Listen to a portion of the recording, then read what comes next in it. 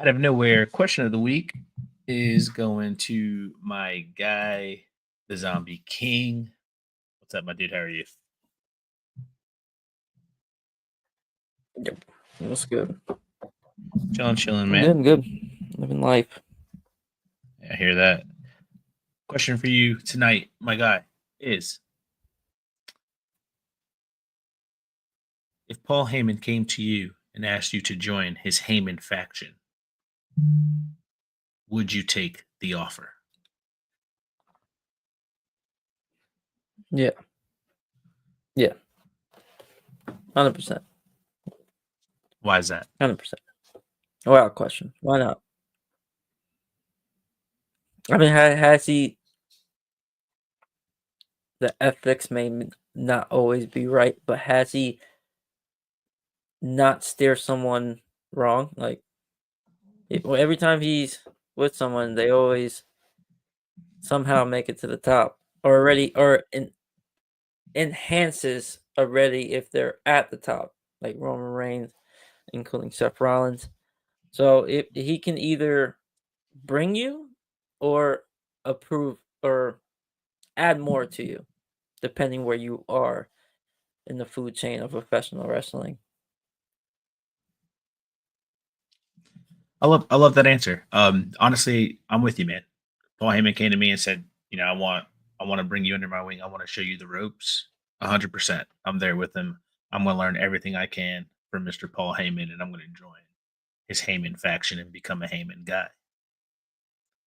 We got a lot of talk about tonight. WWE acquired AAA, which we're going to talk about that. Joe Hendry getting squashed or buried, whatever terminology you want to use. We're going to talk about that. We're going to talk about my guy Cena, number 17, history. But before we get into anything else, let's go ahead and start our show.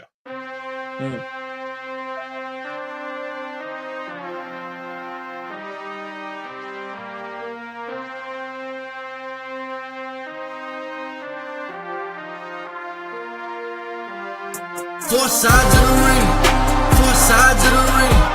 Everybody out here got an opinion, your ego shall die in the ring. If the debate's getting heated, we heating, you know it's been fire in the ring. We them guys in the ring, leave with your pride in the sling. Four sides of the ring, four sides of the ring. Everybody out here got an opinion, your ego shall die in the ring. If the debate's getting heated, we heating, you know it's been fire in the ring. We them guys in the ring, leave with your pride in the sling. Four sides of the ring.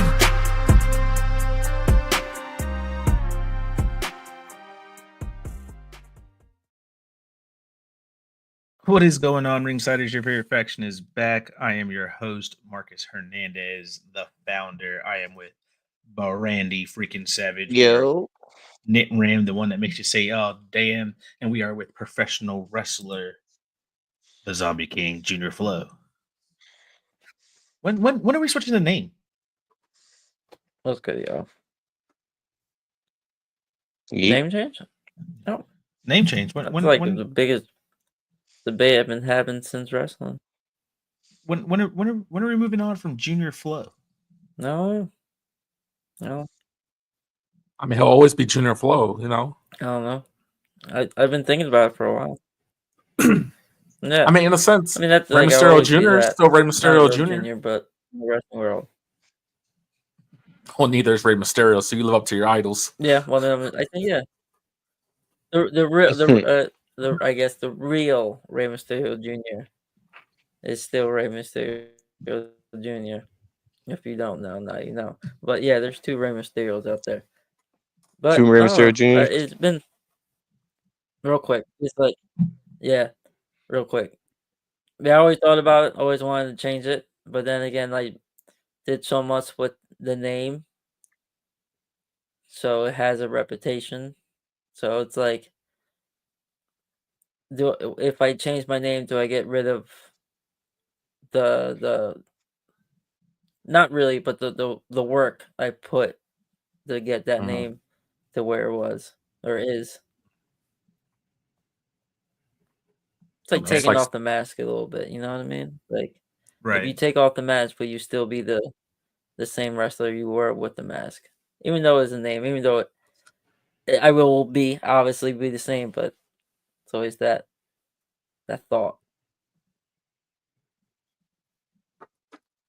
What name would you go with if you did move on from Junior Flow though? Man, I had a couple. I might just, almost shoot name it and do my real name, Anthony. Anthony Anthony Lee. I feel like Anthony Lee got a nice ring to it. Plus his homage to one of my heroes, Bruce Lee, my dad. Name all his we all got middle names after Bruce Lee, so something special. Oh yeah, our guy Mike is in the building with us. Actually surprised he's on the content right now. Think he'd have his feet up, chilling, after having a long week at WrestleMania. So Yeah. shout out to Mike for being in the chat. Fellas, first of all, WrestleMania was this past weekend, Stand and Deliver was this past weekend. Overall, pretty decent. I enjoyed myself watching both nights of WrestleMania, and I enjoyed Stand and Deliver too. I thought Stand and Deliver was actually well put together. Shawn Michaels did an incredible job, made some new champions. Yeah. Right. Shouts out to Sol Ruka. We capped some champions. Yeah. Stephanie Valkyrie is a beast. I think we all know that already. Double other than belt, that, bro. Put some respect on so double what were belt some of your over guys? there. Yeah. What were some of your guys' favorite things about Stand and Deliver? Let's start with Nate Ram. I thought it delivered more than night one for WrestleMania, personally. All the matches were really just good matches. Even their pre-card match, with all the women on it, it was solid. Favorite match of the night, probably going to the main event. I'm a big Javon Evans fan, as everybody knows. Javon's my guy. He really showed out. Trick helped a little bit, and Oba. I mean, it's just solid stuff, man. Stephanie Valkyrie is another one, just had a solid match, and it really kind of just established who her main event scene is. You got a new 4 in NXT. It looks solid.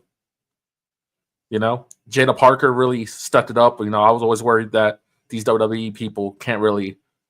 When you get people from Japan, I'm even going to say TNA and, the UK, they wrestle at a faster style normally than the Americas teach. And Jada had no issue with that. She really went in. So Miss Parker don't play, as she like to say. You're right. You know what? Jada definitely did step up. She was very she was very impressive this weekend. Definitely very, very impressive this weekend, especially being in the ring with 3 women who have probably been wrestling twice as much as her wrestling career. You know what I mean? So yeah, shouts out to Jada Parker for definitely, hanging in the ropes and hanging in the ring with some of the best women that wrestling has to offer to today. Brandy, how are you feeling about Stand and Deliver, man? What's some of your favorite things from there?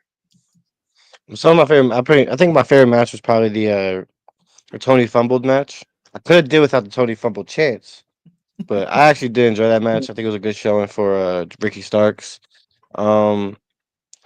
Besides that match, I probably have to go with the women's match, with the championship match, and even like Martin said, the contenders match is really good. But I think it was a good card. I wouldn't say it's better than night one. I think it's a little outlandish, but I could see the vision. That kicked off the show too, right? Ricky Starks, Lexis King, or not Lexis King. I'm sorry, golly, Ethan Page. Lexis King. Ethan Page, yeah, Ethan. Wrong Page. AEW guy. Yeah, wrong AEW. Good said, chairman. But no, I mean they both killed it. Ricky did his thing. Ethan was doing his thing. Nate Ram was a huge fan of Ethan. I had to grow on him a little bit more. I'm still growing on Lexis King, but he's coming around. Huge fan of Ricky Saints. So I thought when they kicked off the show, I was like, oh, okay. I thought this was going to be a co-main event match right here. You know what I mean? So, but then I forgot. You got Stephanie Valkyrie, Julia, Jordan Grace, and Jada Parker. That had to be the co-main event. But kicking off the show, as we all agree, if you're closing or kicking, it doesn't matter, because you're the first people that fans get to see, or you're the last people that fans get to see. You know what I mean? So either or is great for business, and I think that was a perfect opening match. They killed it, and we saw the better guy, stand on top of the belt. So shouts out to both of them killing it. We didn't need the Tony fumble chance. I'm not sure if it was Ethan or Ricky who said it, but something about the chants are just chants. They don't. I'm not sure which one of them said it, but they don't think that there was a fumbling. Over at AEW, things happen. People are people. So it is what it is. Ricky Happy to definitely see say it. that. I think Ricky said it right. I think it was Ricky. No, I said Ricky definitely didn't say that. I think Ricky. Oh, okay. It might have been Ethan. Oh, It okay. might have been. Ricky was definitely like, they fumbled. Dominic, how are you feeling about Stand and Deliver, man? What were some of your favorite things?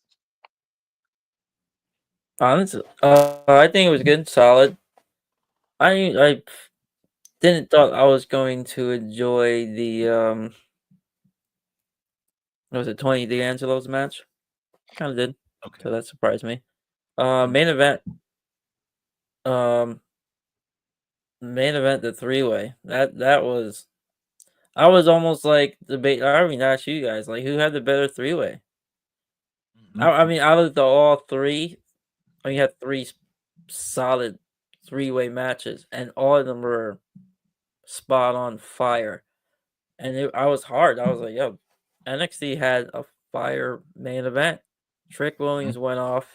Bouncy was bouncy. Oba was Oba. But I feel like Trick really, wrestling ability wise, I know Nick Ram don't want to hear it, but yo, he was there. And he was there for every spot. One spot he was a little off. I think he was supposed to pull the referee at a certain point out the ring, and I think he missed the cue or something. It happens. Hey, I give it to you. He gave it the moment.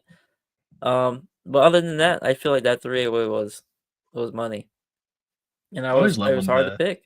It was really hard to pick out of the three ways. I always love when the wrestler in you starts speaking, because it's just like you're saying things that I didn't realize. I didn't catch that spot. You know what I mean? So, but no, yeah, I love your saying there. Bouncy was bouncy. That was great. Spot. Yeah. Oba was doing Oba-family things as he should. Of course, we all know he was going to show out. So yeah, if you truly think about it, yeah, that triple threat match on Saturday afternoon was definitely a great match to let everybody know, including Nick Ram, because the three of us know what's up with Trick Williams. Trick Williams can hang, and he can do this. I never said that. Can he? Because if anything, it proves my Trick effect is more in effect than anything. Because Javon is incredible. Oba's great for a big man. And Trick was there. Yes, he was there for his spots. Congratulations, Wrestling 101, my guy. You're a base. But that's fine. Yeah, no. I've been saying Trick's a broom for a while. But it's one thing. I understand. You're there for your spots. I do agree. But it's one thing to do your spots and do your spots well. That's true. Any broom can fall, but a good broom with 360 it and then fall. You know what I mean? I will say he has gotten a lot better. Me and Nick Ram were there for last year's Stand and Deliver. We seen the Carmelo Hayes Trick Williams match, and in that match, you can literally say a broom could do what Trick did that match, because Trick was just a base and Melo danced all around. This match he had to do a lot more. Yeah, and he did. He stepped up. It's not the progress you would like to see, but he has been getting better. He's clearly not ready for the main roster though. I don't think he's doing it anytime soon. No, not anytime soon. Looking like a Mark is in the building. He says he's been waiting all week to listen to us speak about WrestleMania. And our guy Dom is the champion. You already know what's up. Is. You know, I'm not going to even lie, chat. I'm not going to lie to all of our listeners, too. Let's go. As soon as that man won the title, our group chat was just Dom did it. Dom did it. It was just like, I felt like I could do anything, man. I felt like I could be the next president of the United States. I feel like I can go to work on Monday and tell my boss to go fuck himself. I run this shit now. Like, y'all don't understand. Dom has four sides of the ring. Stone Cold, on living on a high life right now. That man is champion. Next stop. Yeah, man. The next stop is Jey Uso. Give my guy the double titles. Fuck it. I'm with it. See, Marcus, you have us. You have us. And we're, Sombra's like, yeah, man, you had us. And then you said Jey Uso, and just crickets just started going off, bro. I said take the title from Jey Uso. I was hyped when Jey. Don't get me wrong. I was hyped. No, he's saying take it off of him. Let's talk about that. Yeah, Go ahead. we'll get there. Yeah. Yeah, let's talk night one of WrestleMania. We talked some Cena a little We'll bit. Let's get get there. into the night. Nothing off with Mike. To answer your question, man, Chano is still on his Dirty Dom victory lap, but he had to work tonight, so he couldn't be on the show with us. Let's start with man. we're just gonna start night one. Let's start night one. We'll go into night two. Night one, Rey Mysterio got hurt, so Rey Mysterio couldn't even be a part of this match. So we got Rey Phoenix instead, or Phoenix, however you want to pronounce it. I know a couple people were like, "Oh, everyone's saying his name wrong. It's Phoenix. Doesn't really matter. We know who the man is."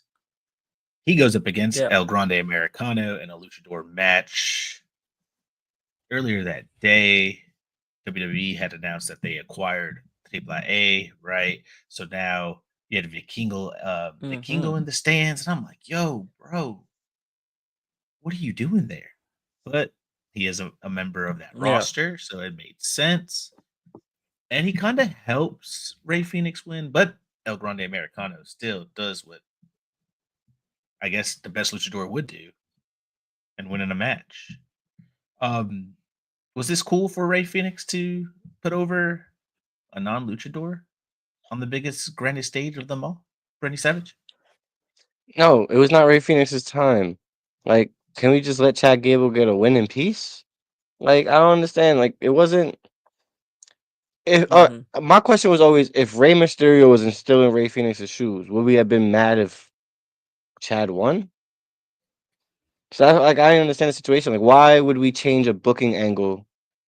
If Chad was always supposed to go over, why would we just change the angle? It doesn't make sense to me.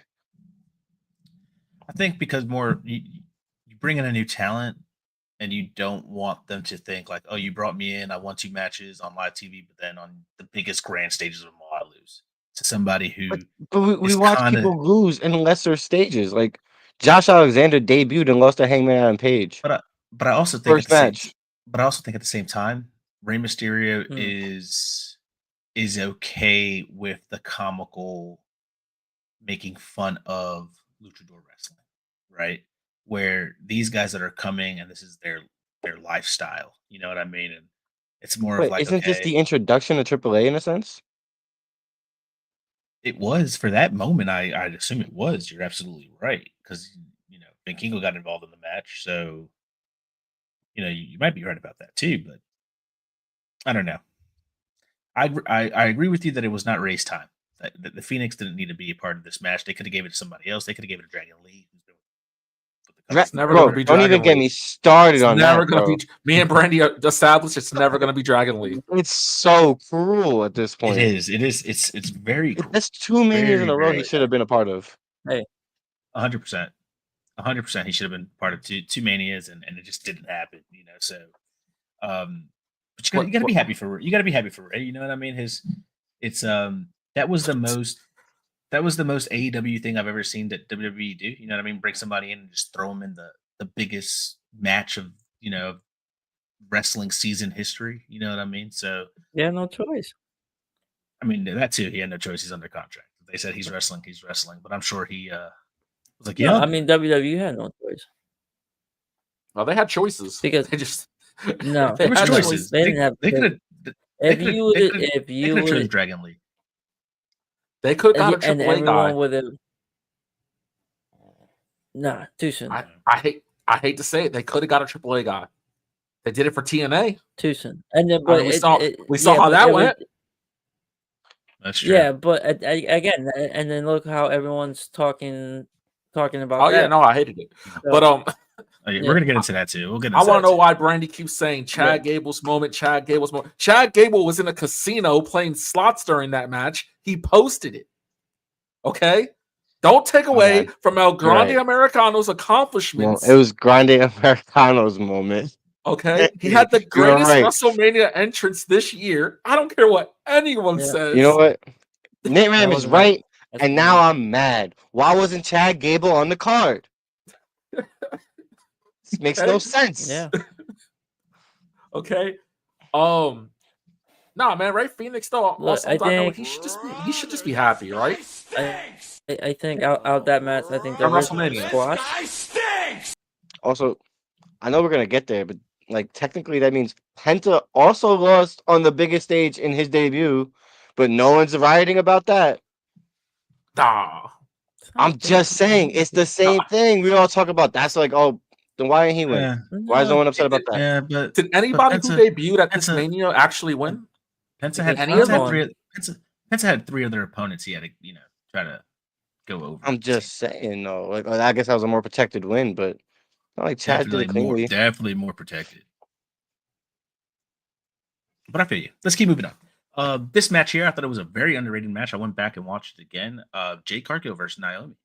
Really, really interesting match. I thought it was their dynamic was really good in ring. Naomi's The amazing. chemistry, the chemistry was just there with these two. So everything just flew perfectly. And shouts out to Some of Jade the spots. for oh dude, yeah, some of the spots were crazy. The one outside the ring where she took that slam. Ooh, I know that hurt for a fact.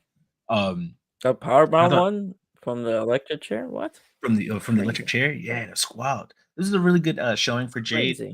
especially for being out Yeah. out of TV for a long time. It was a great showing for Naomi too. But I thought this match was really underrated. I thought a lot of people slept on it. So, I was one of those people. Went back, watched it, and this was a really good match for night one. Mm-hmm. We had a World Tag Team Championship match, the War Raiders versus the New Day. And boys, we got some new but old tag team champions. Yeah. The Not New gonna lie to Day. you, I was That was definitely getting a alright. It was margarita during decent. that match. Which is sad Yeah. because it was a really good match. It wasn't a margarita, actually. It was a vape. It was good. It was a It really really was good like- match. He's Like, like, He's really good. the only thing wrong. Go ahead. I feel no one cared. There was no Exactly. emotion. Like, That was it. That was the problem. I was a match. forgot this was a Mania match. good I match, forgot. decent match. Yes. Yeah. I just I think it's believe it. because Yeah. people were There's done no- with the War Raiders already. You know what I mean? Like we were done with the War Raiders, and then it was just like, we already know you guys are gonna drop it to the New Day. So I guess we could just come back to this another time. And now we're here. Was it War Raiders debut? No. No, I don't think so. I don't think But it I was- also think it was- I don't think they have a winning record either. So I think they might be like 0-2 at Mania. Trivia guy over here coming up with questions. All right, here we go. United States Championship match. LA Knight, Jacob Fatu. First of all, this match was incredible. Match of night one. It was. I don't know about that. It's the match. I think I that's said it. WrestleMania for me, man. I texted y'all. I texted y'all immediately after the show. I said the best match of the night was LA Knight and Jacob Fatu. I don't know about that. Really good match. I'll take it We got a further. new- I think that was the best match. I think that was the best match of Mania. Oof. There we it got is. We got a new United States champion. All it was, I was happy. I know Chana was happy. Zombie, I know you were like finally. yeah. I mean, and you know what's crazy is that me, you, and Hit Ram are we're LA Knight fans. You know what I mean? But my man, this is Jacob Fatu we're talking about. You know what I mean? Like this guy shouldn't. And we were all saying like, if this man loses, this is crazy. Like everyone's got a riot. There's no way that this guy could be so over. Somebody who's it's crazy that there's somebody who's more over than LA Knight. Mm-hmm. And he's You a know what villain. I mean? And he's a heel. Exactly. He's the villain. But Like he's the only good. other That's the person like that thing. is Dom. Yeah. You know, so I don't know. I think Dom's fucking Superman at this point right now with the crowd. But with that match, there's just let's be honest. We're all LA Knight fans. But that's the best match he has ever had in the WWE right now. This is like his best match of his career. I'll take you there. I'll take you there, Zombie, and say in his career. It's better than anything he put. Yeah. It's better than anything he put in career? TNA. It's better than anything he put in TNA. It's better than anything he's put so far in WWE. I totally agree. I think I this is don't the know. best match he's had in his You see the career. BTF, bro, from the backflip? That was shit was wild. clean. That was Marcus wild. rewatched all night one and said, "No, I'm not going to watch this one again." Wow. I rewatched night one and night two, but I thought this match was really good. I'm not gonna say it was the match of the night. I will not say that. It's maybe co-match of the night, but or the entire weekend, I should say. But this match was really good. We got a new United States Championship out of it, and Jacob Fatu. Really interested to see where that goes. Really interested to see how they bring back the bloodline into us, right? Because right now the bloodline is definitely in some shambles, especially what happened on that main event Monday night, which we're going to talk talk about later on in the show.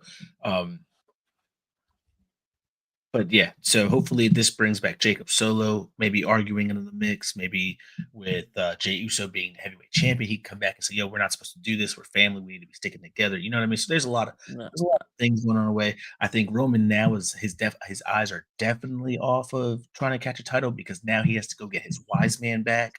So it's really interesting and see That wise man. story.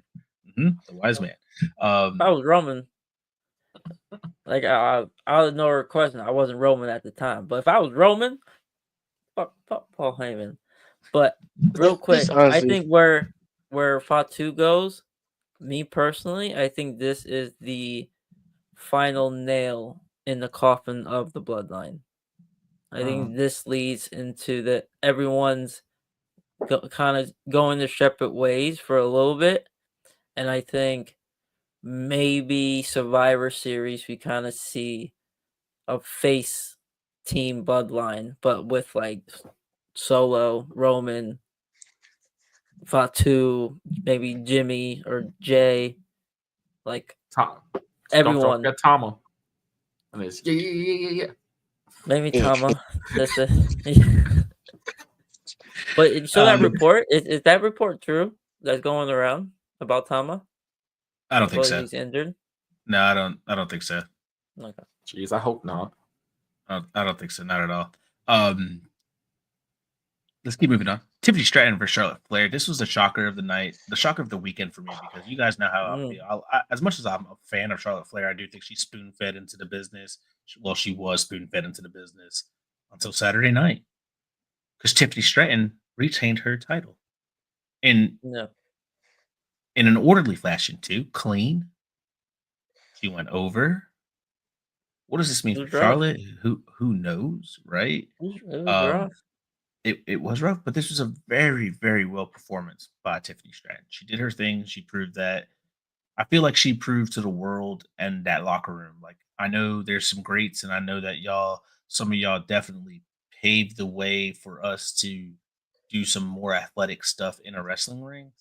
But like, let us young girls handle this. You know what I mean? Let the new talent come in and make wrestling great or make it still great. You know, so. Shout out to Tiffany Stratton. No, go ahead. Shout out to Tiffany Stratton. Her debut. Yeah. She won her debut. Yeah, you're right about that. Yeah, but I feel like, all right, I don't know. This is just what I saw. I think Charlotte may have been a little upset that she was going over.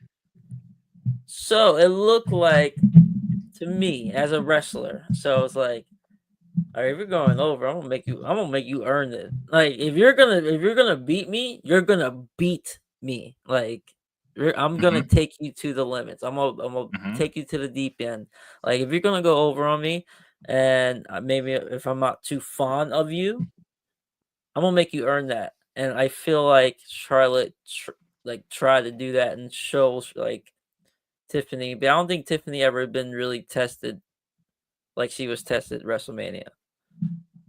Like everyone's like, like I think like that's like a wake up call to how physical, even though we are females, how physical this can really be, and to kind of need to wake up to that. I thought she was losing a tooth. I thought she chipped a tooth. But I think it was just some dry blood. She did chip it. She did chip it. Was it chipped? It was chipped. Yeah. She got fixed the next day. It was fixed by the next day. That night, bro. She did press conference that night. Yeah, you know, DMD was in Vegas, bro. Britt Baker was like, "Yo, pull up, I got you." I got the job. Is your company hiring?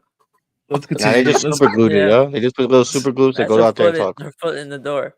Let's continue to move on. We had the World Heavyweight Championship. That's what opened up the show, right? Jey Uso versus Gunther. Yeah, what an opener. It was a good opener. It was a good opener. You know what? It was a good opener in the sense that the theatrics of the opening and the intros was a good opener. It was a solid match, but Y'all know how I feel. I've been talking shit about it the whole time. It was alright. It was, it was It was alright. like, I'm gonna say it as it is. It was alright. It was it was a lot bad better finish. than Jay's last match at WrestleMania. I will say that. Oh yeah, 5 stars compared to Tim No, and yeah. Jimmy. It But was definitely better. Yeah. I will say Yeah. this: I wasn't a fan of the finish for that match. Right? No. I thought the choking out was crazy, and then I just let some days go by, just me doing rabbit hole shit. And somebody posted this really good thread and explained why Gunther tapped out. So I was like, I gotta look at this, see what's up. Hmm. And it turns Oh, out no. that Gunther actually taps out occasionally to anybody who puts him in a submission because it's he just dragging doesn't- off. he It's just doesn't dragging like- off. It's And just Dragon dragging beats off. the And shit out of him before he did. Well- And watch any Dragon off Gunther match or Yeah. Walter as he was back then, and tell me if it's the same beatdown that Jey Uso laid it, because it is not. It's two It's different not. things. It's two not. different This things. dude was busting his neck like. But it's also two different wrestlers. But I Yes, think this absolutely. match to me was the best hallmark match of the night. It was it's good it was feel a good. good. It was a feel Yeah. exactly. It was a Feel feel good. good match. That's it. It was supposed to get you to point A to point B to yeet. That was the point of the match. Because I don't know. To me, I rather if you did that to my brother, I'm gonna do that to you, and that's how. To me, that's how the match should have ended. I ain't gonna lie. You do that to my brother, you're probably gonna do that to me too. That's just I mean, how that it too. is. Yeah, Dang. but I think I mean, with they also, are twins, so it's more likely. yeah, You know, but I think Oh, with man. submission, someone lays out Marcus, and I go try to fight him. You know, most likely I'm probably Hey. getting laid out too. I mean, Let's continue to move Also- on. Shouts out Jey Uso for winning your first Yeah. ever major title. I'm not gonna say your first ever solo title, but your first ever Yeah. major title. I understand the finish transition. though. The finish Hopefully- to me makes sense Hopefully because the reign. if you're the reign is- someone big, oh sorry, go ahead. No, you're good. No, please explain it. Like to me, I try to explain this to other people. Like if you're bigger and you're more dominant and you're more physically demanding, then like obviously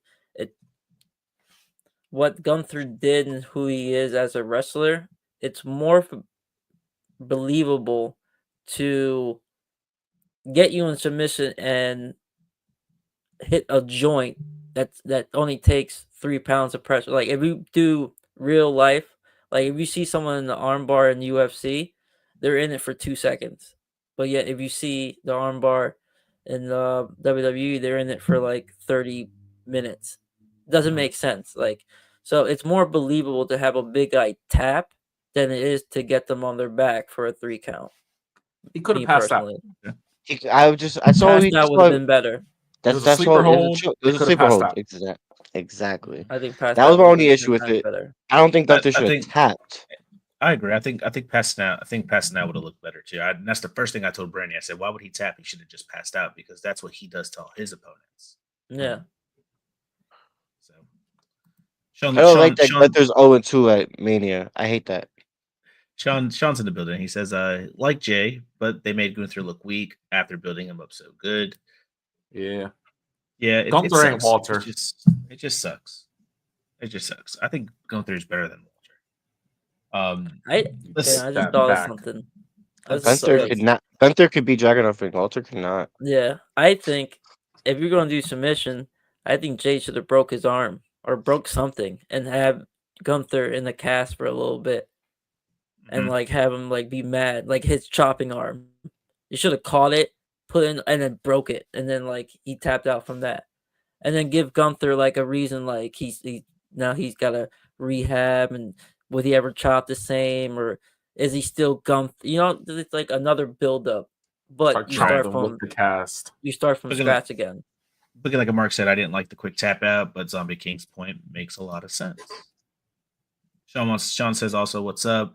He said he hated how they did Joe, which we're gonna get into Joe Hendry. Let's keep moving on with night one. The main event, triple threat match: CM Punk, Seth Rollins, Roman Reigns. Seth Rollins goes over because he now has a wise man, and I think this makes Seth Rollins the most dangerous person in a WWE locker room right now.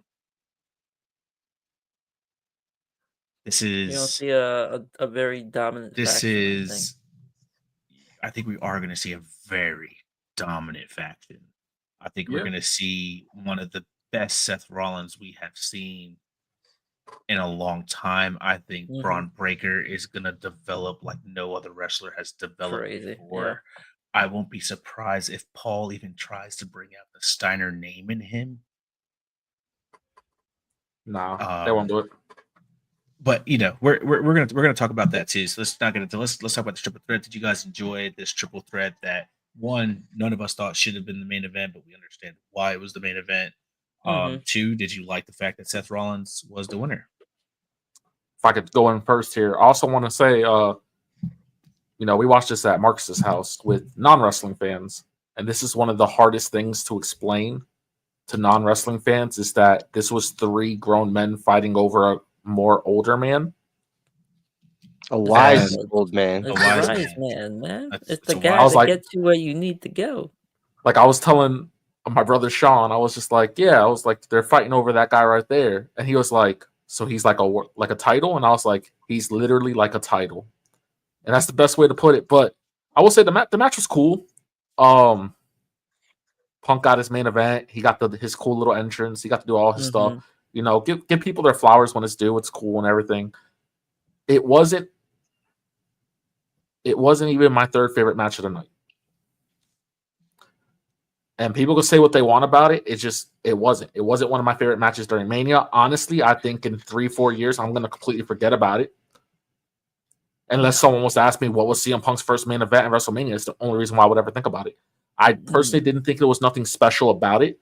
Even the twist at the end. match where Paul Heyman joins Seth Rollins and they Yeah, get the faction. The thing about it is that I think because they did the whole Seth almost stomped Paul and all this stuff, it was so predictable that they should have protected the fact that Seth was the ruse out of there. Because as soon as he gave Roman the chair, it might have been Brandon. He said, "This is it." Well, he's about to go to Seth too, and it was just like it was super obvious. Everything kind of took a little too long. Yeah, I love Paul Heyman, but his setup is way too obvious. It's like, okay, he just kept looking at Roman from behind, like yeah, he wants to get his little evil smile through. You know what I mean? He needs to get the camera to capture. It's like, bro, what if I'm giving you a chair? Why am I be this still close to you? I'm gonna back the fuck up. I'm gonna back up. The best part about it was when he hit Punk, right? It was a simple nut blow. And then he hit Roman, and for some reason, he had to feel all of it. He was like, "You want to make sure Roman felt that." So with that, but I thought about that the 2 nut shots. But it was one nut. It was the same. It was the same actions, but different emotions behind it. So the nut shot to CM Punk was more like, "Damn." And the nut shot to Roman was F you. So like, does Paul, all up in there. So does Paul still kind of have that same emotions for CM Punk? Because at the end of the day, Paul is business. So that's why. Go to the highest my bidder. little rabbit hole. For me personally, I think it was definitely probably the best match of the night, or even the card. I enjoyed it the most. Take up our 2, bro. Like I won't. All right, I won't say it's my favorite. It's my favorite match personally for like personal reasons, because y'all know Seth is my favorite. Y'all know I love Paul Heyman, so everything leading up to it is just like finally putting Seth in that number 1 position. And like the reason why I think it's one of the most important matches in a sense is because while Seth is on the rise, Cody's on the downfall, and I'm not saying I'm rooting for Cody's downfall. I'm just saying that Seth is coming for that number 1 spot, and I'm here for that journey. But with that said, I do think like for the time being, while we don't have a name, can we just call them the Paul Heyman family? Something like that. It's too close to Don Callis family. That's the whole point. That's the whole point. I was calling them the Heyman guys. The Heyman. Can it just be the Heymans? Because that's like the saying. That's what everybody says. Oh, I'm a Paul Heyman guy. Hey now, I'm a Paul Heyman guy. Paul Evolution. The Paul Evolution. The Paul Evolution is crazy. Let's move on to night 2. Terrible. Let's move on to night 2. We got a lot to talk about, so we'll just talk about some of the things that. Can I just say my favorite moment of night 1? Go ahead. and this is for Chance. It's when the Knicks goddamn won. You know what I mean? Let's go That Knicks. one. Yeah. Okay. It had nothing to do I with almost say WrestleMania. about the main event. It had It everything to do was with WrestleMania. out the three-way matches. It's last for me. Thank you. Okay. But that's out the three-way matches. Out the WrestleMania, it was pretty good. I enjoyed it. Zombie, have you ever considered joining Hate University? I don't know, man. I was looking at the application online. Get your full scholarship, bro. Upfront cost is not bad. I can probably do something. Let's move on to some of the bigger things that happened on night 2. I'm just gonna go through some of the card and then we'll stop on some of the matches. AJ Styles versus Logan Paul, good match. The Sin City Street Fight, Damian Priest, Drew McIntyre. I thought it wasn't gonna be a good match. Those boys showed out, did a really good thing. Boys I showed should out. never. It was entertaining. It was very entertaining. I should never doubt Damian Priest and Drew McIntyre. Usually, when those guys are on the card or you see one of their names going up against whoever, it's probably gonna be money. I thought it was a soft street fight, to be honest. Match of the weekend for me, the Fatal 4-Way for the Intercontinental Championship that had my guy Dominic Mysterio victorious, but that was a hell of a Fatal 4-Way. Braun Breaker did great. Penta had a crazy debut. Everyone had good spots. Yeah. Finn Balor, please bring the demon back because I don't know why you came out with a bag on top of your head. That was weird. Yeah. I mean, it's not weird because he always does it, but it's just not cool either, in my opinion. Yeah, the bag's weird. Who am I, dude? You're a professional wrestler, so you don't got to listen to me. Hey, you were one of my favorites. But yo, you Max, saw he's one of my real favorites. quick on Dom though.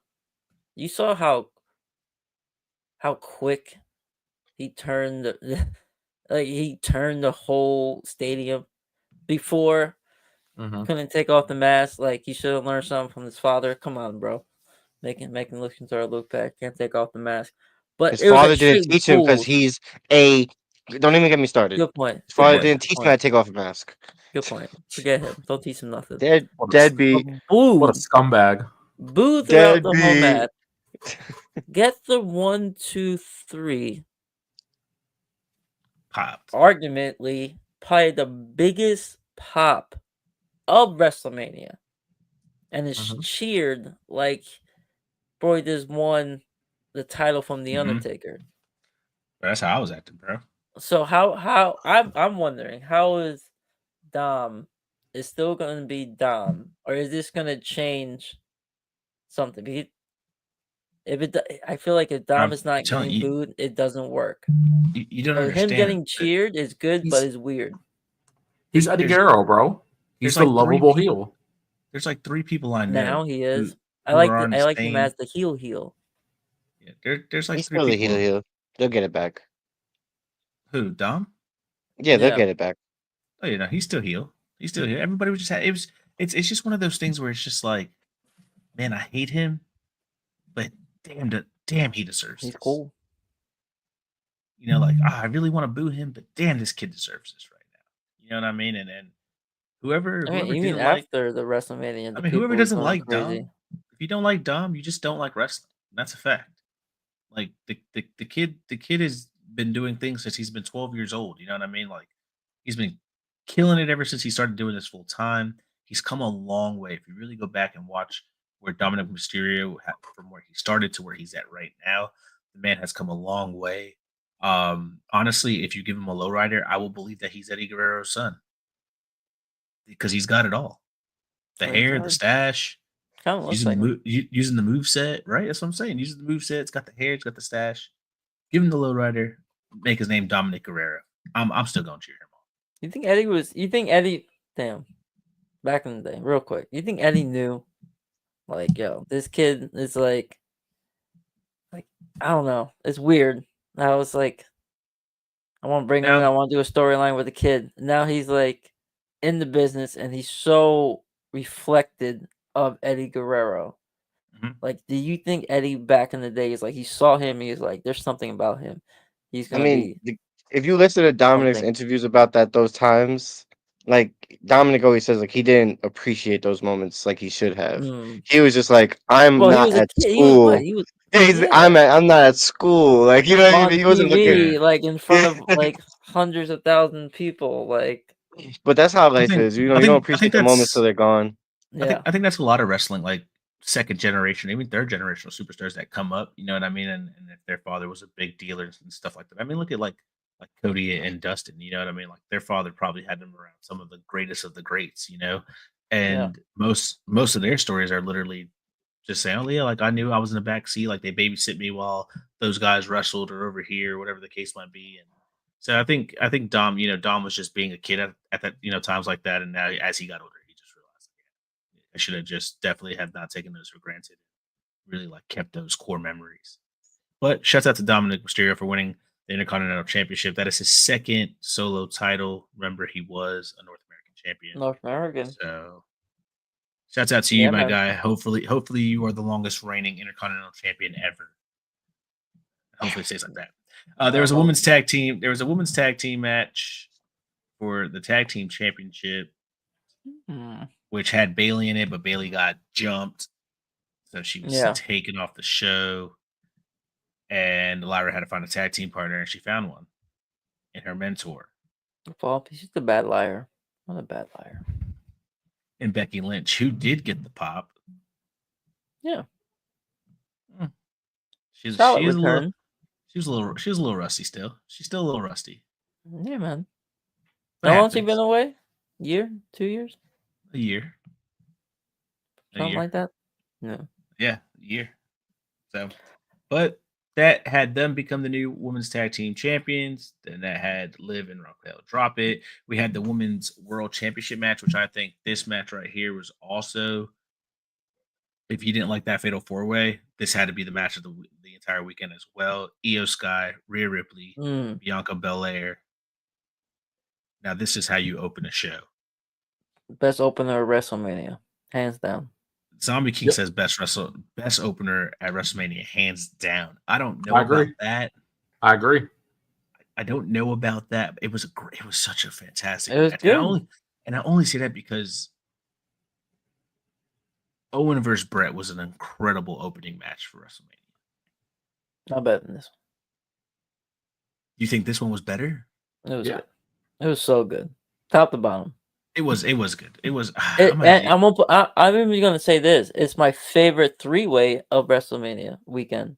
It's Io, Rhea, Bianca, then Oba, Trick, and Bounce, and then the top stars. All right, it might be the greatest opening in WrestleMania history. It's gonna be hard to top that. Because those they killed it, and Io Sky retained her championship. It was money. It was a great night. Yeah, I just hope that match. Let's talk about this. Let's talk about this main event. Yeah, John Cena, he did it, fellas. 17-time world champion. You couldn't tell me nothing. I told you guys I was going to go expand on my family. John Cena. I got John Cena and Dominic Mysterio the same day. I'm telling you, I was ready to go into work and just quit. Like nobody was about to stop me. But I didn't because I got bills that need to be paid. No. So I wouldn't have stopped them. But his next born's name is going to be Cena. It might be. John Cena or Dominic Mysterio. Cena Dominic. Dominic Cena. Dominic. Rolls off the tongue, don't it? Dominic John.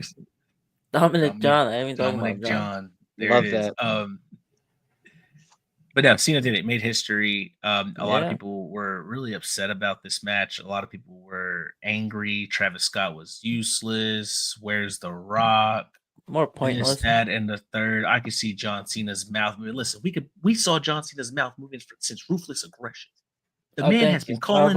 Has been calling matches like that his entire career, and he is still one of the greatest of all time to ever do it. Remember that one match he came back? It was a SmackDown, and he was literally screaming the spots from the corner. Mm-hmm. Not even whatever. Wasn't even trying to whisper. He did it to Austin Theory. He was like, Austin Theory gave him a punch. He was like, punch me harder. Didn't even sell it. He's like, punch me harder. But you know what, though? In a story that was told of John Cena's the guy who can't wrestle, I really did not mind that he does that. I know, facts, 100%. I mean, for one, I thought the match was good. He's the GOAT. You know, it moved the way a main event match should move. You had to stare down for 5 minutes. These guys walking around the ring, letting the crowd work the match.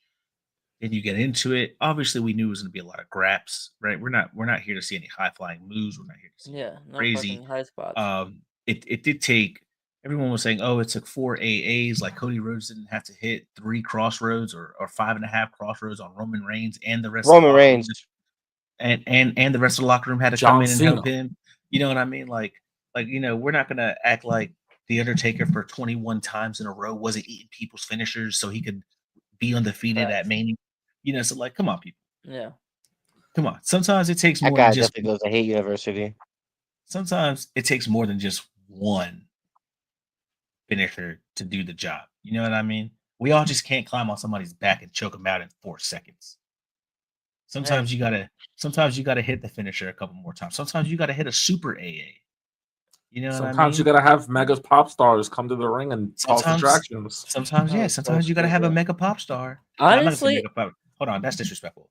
A super rapper star, whatever you want to call Travis Scott, but the man is a person came star. to the ring and helped He's out. about a pop star. A really famous star. mega person. He's a hip hop star. He's a rapper. Yeah. We're not gonna get into discussion. He's the GOAT. His birthday's coming up. So I want to wish him a happy birthday. Yeah, Travis Scott come down to the ring, do whatever Travis Scott had to do, gives the distraction. Cody gets hit by the listen, everybody complain. First of all, y'all Cena's a heel. He was supposed to win dirty. And how do you pay homage to the man that is the dirtiest player in the game? You win dirty. Amen. And you beat the record. Shouts out John Cena, 17-time world champion. I still don't understand why people are getting heels doing heel things. Like, I understand it's John Cena, but he's a heel now, guys. Get used to it. He's the most generic heel of all time. Yeah, I mean, clean. It was his last WrestleMania. For Why would you put that image in my?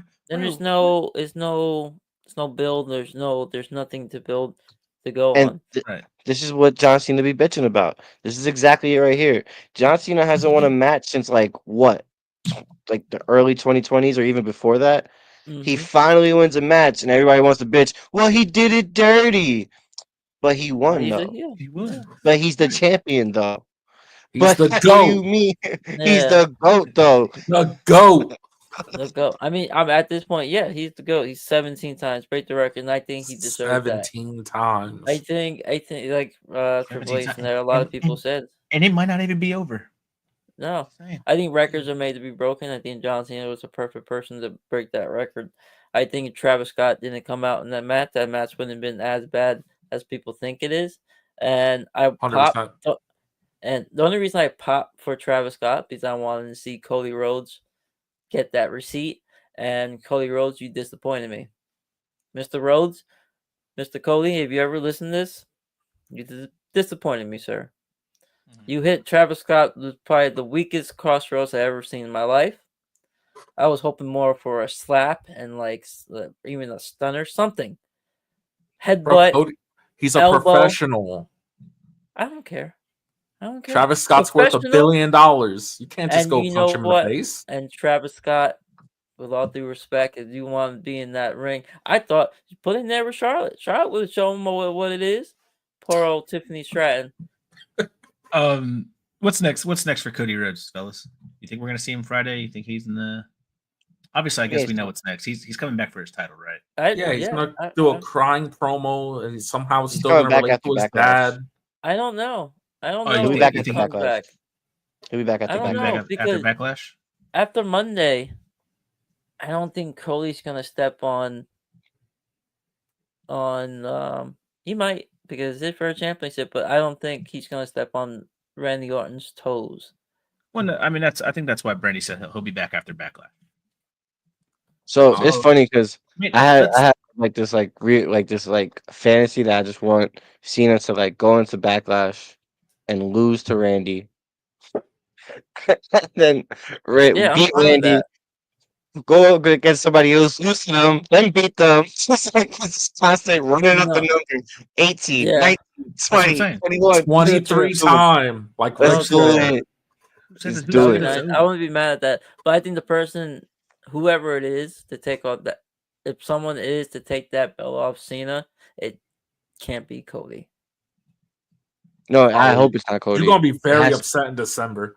It Very can't be upset. because if Cody beats Cena and takes the title back, and it feels like the whole story was disagree with you. a 360. It has to Like end we with went Cody. nowhere to get right back to nowhere. That's wrestling. We're That's getting- literally wrestling. Like that's storylines of wrestling. Yeah, It but goes that would from- hurt. That would It hurt. always comes Cody's- full circle. If No, Cody do that, it's he not has gonna to hurt turn Cody. heel. It's This is gonna why hurt it won't hurt Cody. It won't hurt Cody because who's walking into Mania as champion, and that's all that matters. Is who walks into Mania And as we champion. know it's not Cena. But It's gonna be Cody. But then we're doing a repeat. How many But times this guy's not gonna if repeat not things? if you bring Cody back heel. That's all But I he's think. going up That's the only against a thing I heel think Cody Cody. can do right now. Me personally. Brown-haired Cody. I don't Against Randy think, Orton. I don't think we see John Cena. Man, you know what? I think Cody will be out for some time, and I like what Brandy said. Maybe he'll come back after Backlash because of the seeds that they planted on Monday night. Hmm. But I do agree with you in a sense as well, Zombie. If Cody does win, the only way he can win for it to be okay is if he is a heel.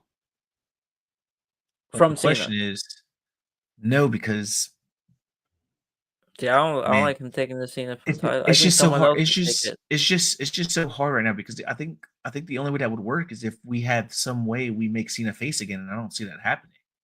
Mm-mm. Well, He'll be Cena's face gonna when hold he the belt. retires. Cena's gonna hold the belt until December. They're naming a pay-per-view after him. He's getting all the fireworks and flowers that he can get. Whoever beats him in December, I think it's gonna be a big baby face. And if Yeah, Cody Randy goes Orton. heel, And if Cody goes heel, then he wins the title. I'm gonna be honest. Then what we're looking at for WrestleMania 42 is Cody versus Roman Reigns. One more time. You're wrong. No, you're It's wrong. Seth. I hope the Seth. build up to for me never gonna be personally, Seth, if Brandon. they do that, It's No, the whole it- reason you build up Seth. yeah, no, yeah, He's your biggest 100%. heel. He's world heavyweight Oh, champion. you're right. sir. You're right. Though. And whoa, watch your Good, we got it. mouth. He's world Sir. heavyweight champion material. Watch the aggression crazy. on Cena, ruthless aggression over there.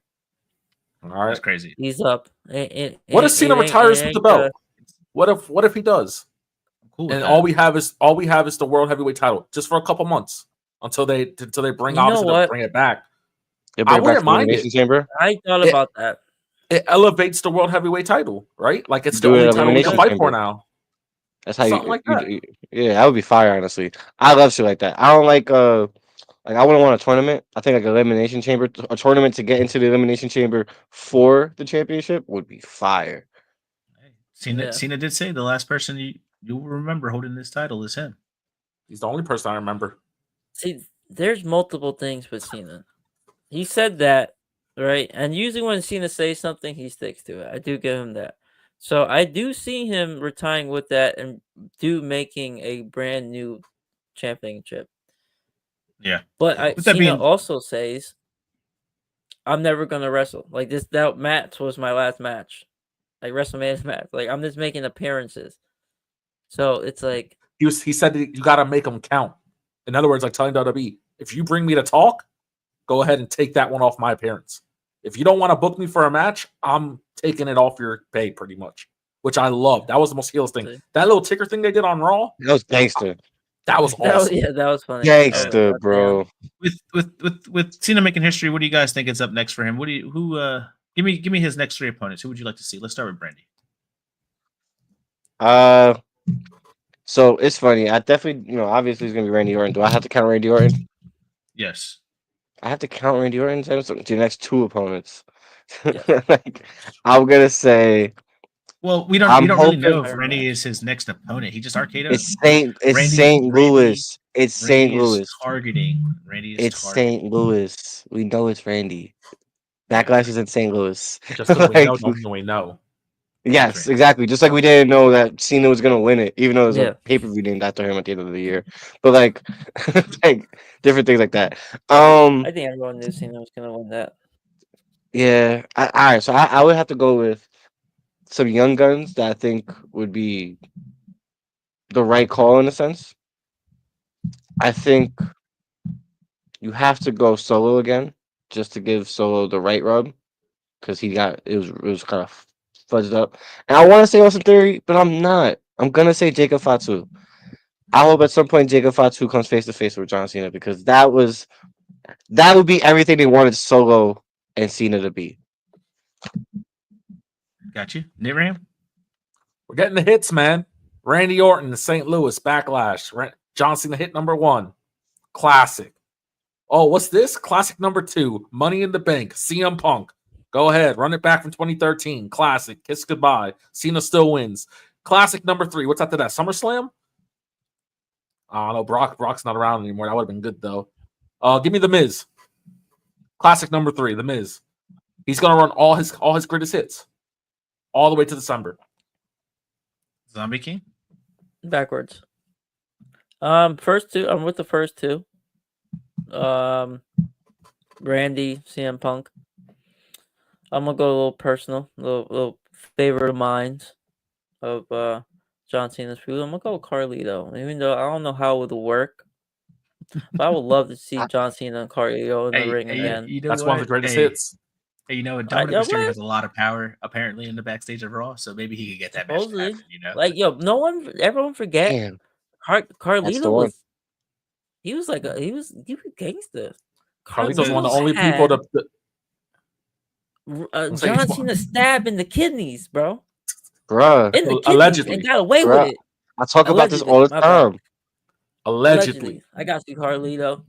Carlito Allegedly, also beat I John got Cena on his debut match. That guy's Just really like- a cologne, if you know what I mean. You know, I think Hey. obviously Is what a knife. obviously we know Randy is going to be one of the opponents. But I would like to see Cena maybe go up against some guys maybe we haven't seen him go against in like championship caliber matches, especially main event for some guys that actually haven't had a chance to be there. One person I think about is like Sami Zayn.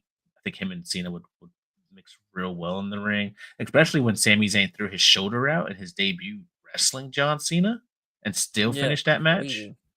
Right? And then my third person would be Dominic Mysterio. Just trying I love that it for answer.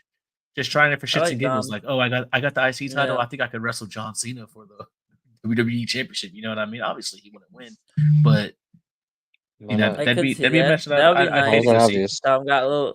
Dom gets a little too cocky. Right? You know. Yeah. Before we get into small break, fellas, one thing I thought it was pointless this entire week, and that's going to jump into Monday, was Becky Lynch. I thought it was cool that she came back. I thought it was cool that she got her spoon-fed tag team titles for coming back, but then they lose them the very next day, and then she turns. And I think that moment would have meant a whole lot more if they would have just lost at Mania and she turned right there on the spot. Absolutely. Yeah. Hell yeah. You know, Hell, you brought it just me would have meant back. more. You brought then me you know out of what would have retirement happened? to lose at Mania. Right.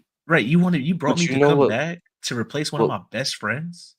To What wouldn't have lose? happened, though, is we wouldn't have a historic 4-time women tag team champions. 4 Hello. times. Hello. Put That's some cool. I mean, respect yeah, on 4 their name. times. I mean, yeah, I get it. Basura. Put some Basura. respect. Yup. Put some respect. The greatest That's The greatest women tag teams of all time. women's tag team of all time. true. Let's take a short break and we'll be right back. Dive into a world where every pinfall, every suplex, and every promo is celebrated in fashion. From the legendary 3-count trivia to the iconic bad guy wrestling, we've got the latest gear to elevate your wrestling wardrobe. Show off your passion for the squared circle. It's not just clothing, it's a lifestyle. Come shop with us and unleash your inner champion at foursidesofthering.com. That's foursidesofthering.com. foursidesofthering.com. Come shop with your boys. Yes, sir. Nate Ram. Yes. What What's is happening happening? on X, fellas, is this. It is the simple fact of the question as old as time for wrestling fans. I'm sure you guys are aware Netflix is coming out with this show that's going to have all the backstage stuff leading up until this Mania. So the question is, does kayfabe matter? Because Public Enemy's podcast said kayfabe is dead, but now they just tap dancing on its grave. Jesus Christ. And I went through these comments. I commented it myself. And I realized a lot of people are very upset about this, that they're making a show that's breaking kayfabe. I want to point out this is not the first show to break kayfabe. For WWE, they had Total Bellas, they had Total Divas. Those were shows that also broke kayfabe in a sense. But Zombie, I want to know, because this is going deep into it. Right. This is going more deep into it.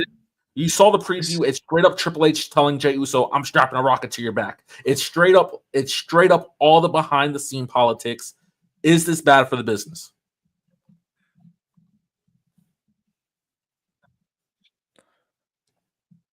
It's not bad. Because it gets people who's not it's bad. If you ask me, I get why they're doing it. Is getting people who don't like wrestling but likes the backstage support. So it's trying to bring other fans. I think, me personally, I think it's stupid. I don't want to see it. I think certain things needs to be hitting as a if you go to a magician and you know how the magician does all his trick, what's the point of going to the magician? You know what I mean? What's stopping me, from starting, my own stuff? I mean, obviously people are starting their own stuff, but I think it's like less is more when it comes to that. Like, we all know it is what it is, but I don't know. Something about this does not sit well with me. I don't want to see it. I'm gonna watch it, but I don't want to see it. I just think I don't think it's necessary. Honestly, I think it's one of those things that it's like you said, it brings in a casual fan who, or not even brings them in, but like if let's say you're in a relationship with somebody, right? You watch a ton of wrestling, they don't. This gives you a chance to explain, or for the professionals to explain the little ins and outs that you can't really 100%. explain, Yeah. and that's why, in a sense, I like the LFG show, because that gives you a good lesson in certain things, certain reasons why wrestlers do the things they do and stuff. Yeah. I don't like it because it feels like I don't like when works or a shoot or something that's supposed to be a shoot is a work. Because even from the trailer, there are things that I've seen that just feel like a work. It's like they're like these little sideways conversations between Carmelo and Triple H, and it's like, come on now, we know that's a work. We know there's cameras around. You know there's a hot mic on. You know it. So yeah. So I agree with you in a sense, Brandy. I think this show is really meant for people who don't understand wrestling to understand wrestling. But in a sense, if you truly think about it, and I agree with Zombie, where this is kind of bad for the business, right? Because people that don't understand wrestling are the exact same people who are saying this is fake, this is not even real. Oh, those moves don't even hurt, blah, blah, blah, blah. So Triple H is, trying to bring them into their world. And I think all this is going to do is make those exact same people go, oh, well, you see, like they already know this is going to happen, or they, he already told him he's going to win. So nothing is really the element of surprise. And I think with this show, you kind of get rid of that. You get rid of the element of surprise. And I understand that it's happening. All this is everything that we will see is stuff we already saw. You know what I mean? So it's just like, oh, that's cool. But it's just different. And I wish the aspect of the show was instead of the writer's room, I would actually like to see it, the camera around Gorilla, right? I think it would be more interesting to see. They're definitely going to show that. I think it'd be more interesting to watch how Gorilla runs than watching how the creative process comes up with some terrible storylines. And it's funny you say that, because when I was going through the comments, a lot of people were saying that they were hoping it was going to be like Wrestlers. where they show Al Snow book matches, run Gorilla, Yeah. but it never really showed him like telling people, like, hey, this is how we're gonna do this story. You know what I'm saying? It was still behind the scenes, but not so far back to where it was different. And then people brought the fact, well, OVW is not that major, so it's different for WWE because they're so big. This is the biggest wrestling company in the world. I don't want to know how they do it. But they did a trial run last year. Yeah. With this exact type of style when they released the whole The Rock Cody main event, that whole storyline coming up to it. But that's what I'm saying. Like it was like they did a whole little trial run of that, and I hated that. True. I'm not gonna lie. We're also stuck in a sense where, like, even the Rock breaks kayfabe on press conferences or wherever he's at. You know what I mean? Telling people, supposedly that's not that is kayfabe. That's what he responded to do it on Busted Out Radio today. To David or whatever. Yeah, it's a whole, it's always a a whole business lot of stuff, right? But just like real quick, Zombie, for everybody for our casual listeners who are not wrestling fans, because we do have those, right? Can you just explain what kayfabe is as a wrestler? Oh, well, kayfabe is pretty much, if I'm a good guy, you're a bad guy. We're not going to be seen talking to each other. We're not going to be seen riding the bus together, freaking holding hands, working out together. You know what I mean? If you walk in the room, I'm leaving the room. You know what I mean? Vice versa. We're going to keep that. I don't like you. You don't like me. You know what I mean? Bad guys hang out with the bad guys. Good guy hangs out with the good guys. What's the point of trying to believe that I really hate you when everyone saw us eating a sandwich together? You know what I mean? It takes away CM from Punk and Seth Rollins.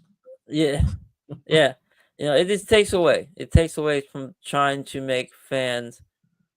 Takes away. It makes it harder trying to make fans believe in what you're doing inside the ring. I feel like you get away.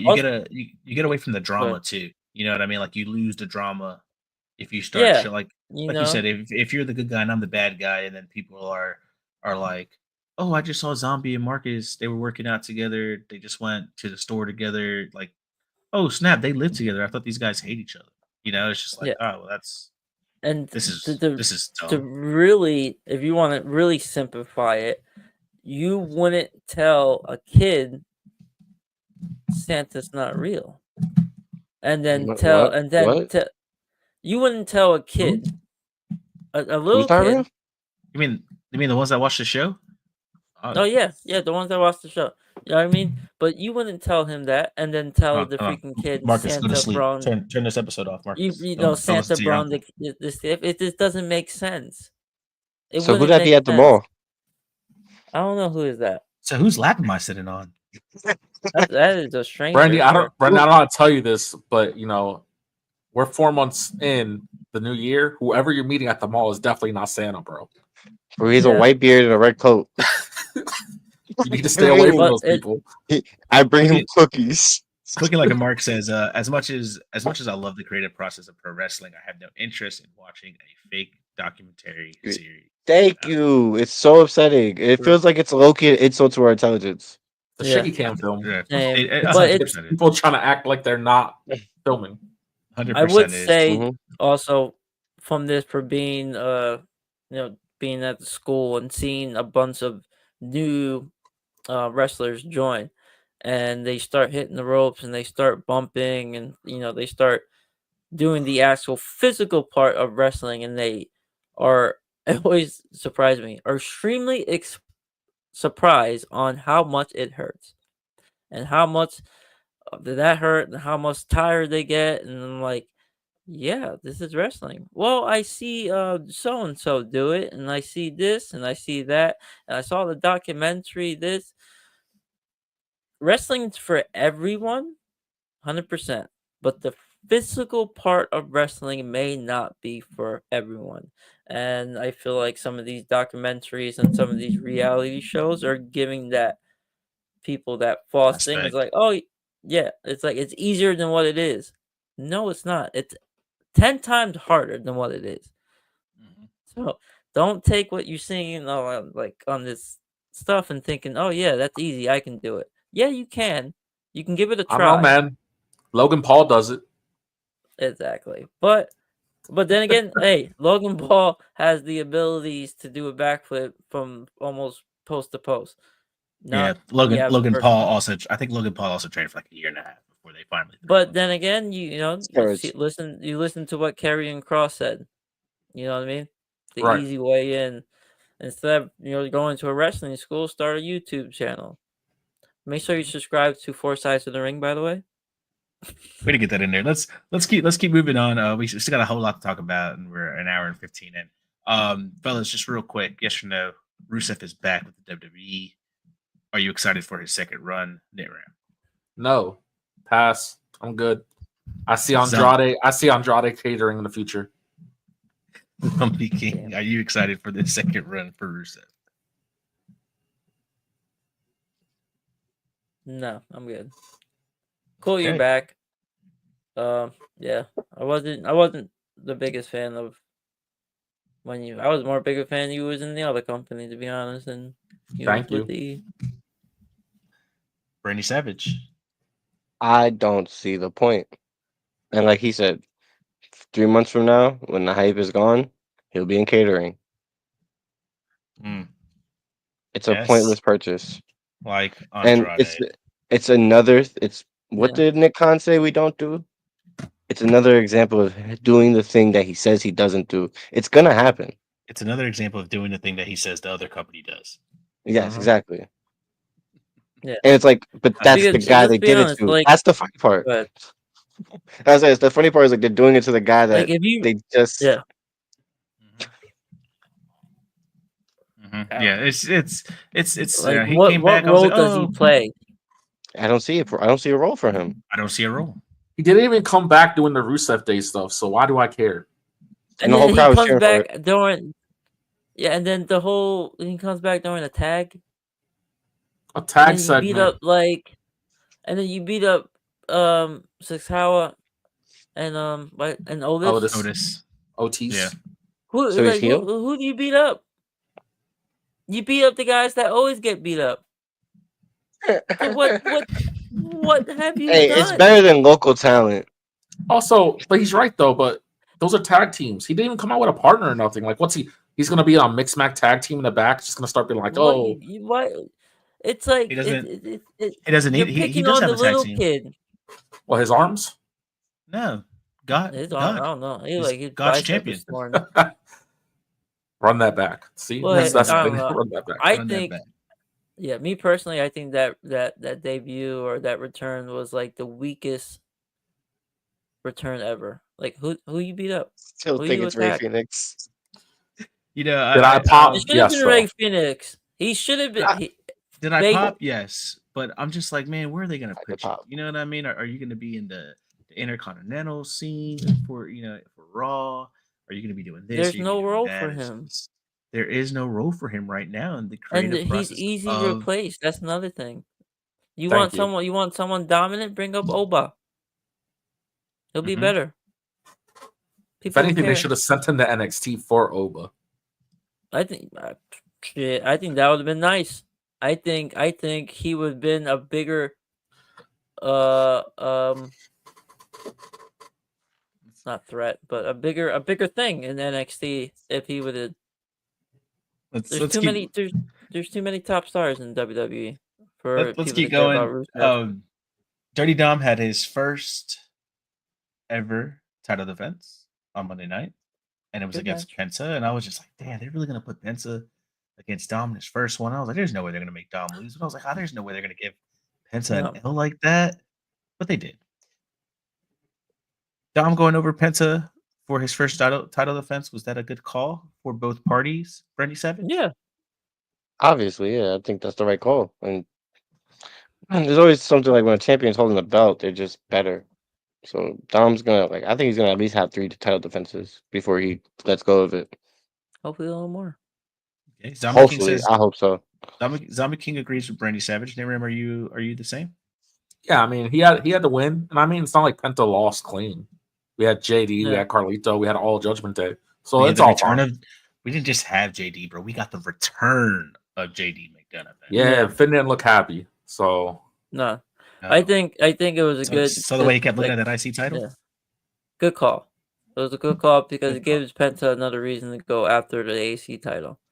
Another crazy thing, it looks like we might be writing up, fellas, and Nick Ram and I spoke about this a little after Monday because we kind of like when WWE does this. We like when all wrestling companies do this, right?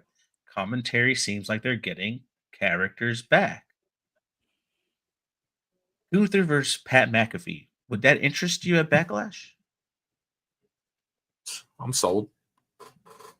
No. You know what? You guys are saying no too quick. So I'm gonna go ahead and defend Pat McAfee here. Okay, Pat McAfee has had 2 matches in WWE, 2 whole matches, maybe 3, because you count the Royal Rumble thing. I don't count the Royal Rumble thing. Okay, he had 2 full-on matches. Neither one was bad. Pat McAfee's pretty good at wrestling. Just saying, he's fun to watch. Yes, okay, good match. Level more commentary. But for Gunther to go to the lowest part of the ladder and have a match with an announcer, Confidence building. It's not a ding. No, confidence building. You're absolutely wrong. Low self-esteem. Confidence builder? No, not that. He's No, Gunther. At the end of the day, you're still. No. It's like, bro, it's the same thing with Rusev. You came back to beat up 2 jobbers. What do? Gunther, you came back to beat up an announcer. All right, hold on. So I'm running at you. And then if you give McAfee a competitive match and doesn't get squashed in 5 seconds, he's you gonna get a make backflip Jimmy, Cody, and every other match before him. You make Pat look like a freaking God, Iron Man. The man that went 30 minutes with Adam Cole, baby. That don't have matches on a daily basis, but yet he is so badass that he can go one-on-one with one of the most dominant persons in the WWE right now. But yet it took Jay, the world champion, try after try after try after try. Come on, you can't do it. You can't do that. Pat McAfee is a punter, first off. Natural born athlete. All right. But no, Zombie. Okay, hold on, Zombie. Zombie, let's say you're champ, right? You're champ. Me and Mark's on commentary. We talk trash about you every week. Yo, this guy sucks. Brandy comes out. He's like, yo, savage. And Mark is every week, savage. And you see that. Mm-hmm. Then you finally lose to Brandy. And Marcus is on commentary just talk about, he whooped Zombie King's ass. He beat his ass. Yeah. And I'm sitting there like, I guess he did. Sure. You come out and you confront Marcus. You better choke him out. But I step in and hit you. Okay. You're gonna want to fight me regardless. Your beef was with Marcus, yes. Okay, so it's not about even confidence building. It's more of put respect on my name. Why you keep talking down on me, Michael Cole? Why you keep talking down on me? You guys are commentators. He's supposed to be non-biased now. And you know what? I love this segment. I love the segment because Michael Cole like a badass. To copy Birdman's storyline. Okay, from Hot 97. I don't know if it made Michael Cole look like a badass. He did. He said, no, he didn't. He was like a bitch. No bully's gonna make me. He got the pop. Leave my job. Yeah, he said that after he said, "He can't do this to me. I have my own thoughts. How can I even do my job if I don't even feel safe?" My boy Joe Tessitore was selling the heck out of that. Like he really wasn't prepared. He was like, "I don't got my jacket. I'm sorry, y'all." Like. I'm not gonna. I hated it. I truly hope it doesn't lead to a match. I truly hope to lead to something, but not a match. Same. I don't want to see Pat McAfee. That's such a downfall from grace for Gunther, and it's disrespectful to put him in that position in the first place. And it's one of those things of like, Martin, you guys bitched the whole way to Mania. Why is he fighting Tozawa? Why is he fighting this guy? He's a champion you're talking about.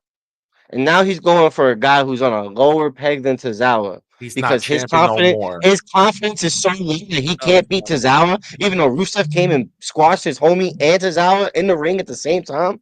It makes no sense. It's not a good look. And I only mean this, it's not a good look if it leads to a match. think you got me and Chance confused. Mm-hmm. Why you say that? I've never bitched about Gunther wrestling anybody. Well, people on the podcast were bitching about it.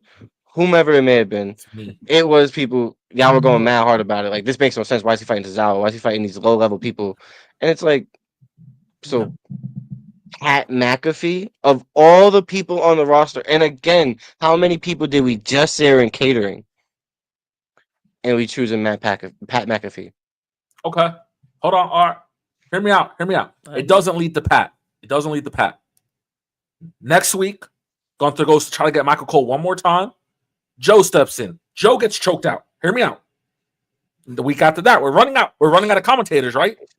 We got Corey Graves. Same thing. Corey Graves, former wrestler. Same thing. Wade Barrett. Same thing. Eventually, we're going to get a gauntlet, right?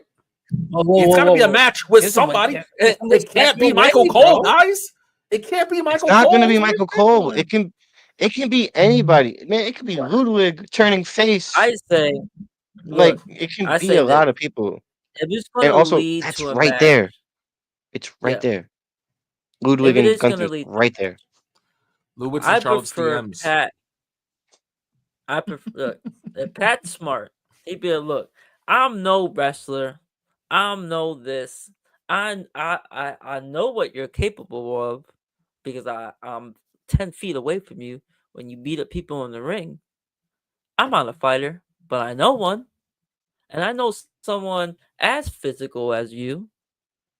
And his name, I don't know who's going to be his name when he comes back, but it ends with black. And you set up that, and that'll be a perfect return for him and a perfect feud for Gunther. Because that's he another comes back. physical match he can have. Sadly, he comes back. He debuts tomorrow night on SmackDown. So, Well, hopefully he comes back and go against Gunther. Pat, I got a perfect fighter for you.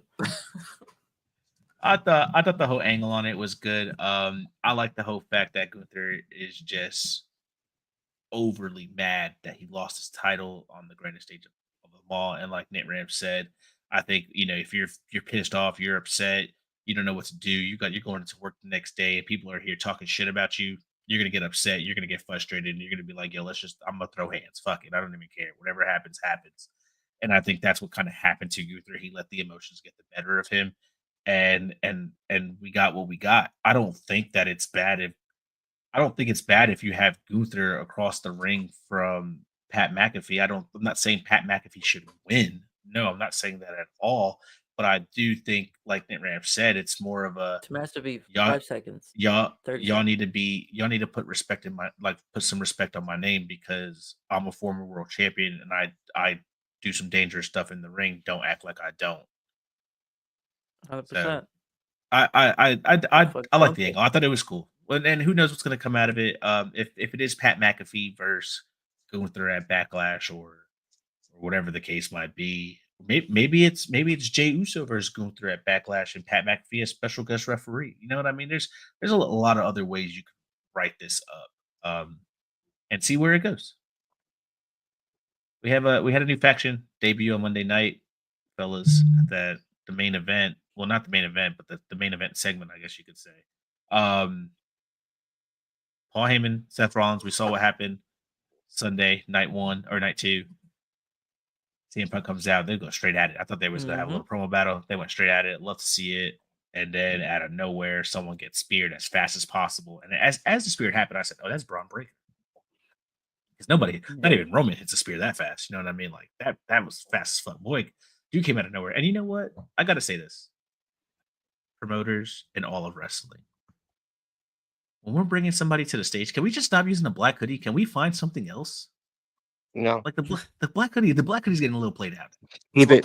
It's what the producer classic. wears. Exactly. Yeah, man. So if you watch the that's video, how you- right, you kind of blend in. Big He's ass like check. changing the yeah. steps. It's so funny. Yeah, I see. I know. I get it. But like, I remember a couple years ago, I seen Sami Zayn do that when he approached Paul Heyman. And I was just like, somebody just got under the ring. Like, it's so obvious when it happens. Like, we Yeah. have you'll the see him Heyman. like, look at the ring. Just represent, guys. Just do the most pointless shit on that walk to the ring. I'm gonna call him the Mhm. Heyman Guy faction. The 'cause I don't Heyman know family. the Heyman Guy faction, because I don't know what they're gonna be called yet. But Fellas, do you think it just stops at Seth Rollins and Braun Breaker? If not, who would Paulution. you like? Who would you like to see in this Heyman family Paulution going on right now? Let's start with the Zombie King.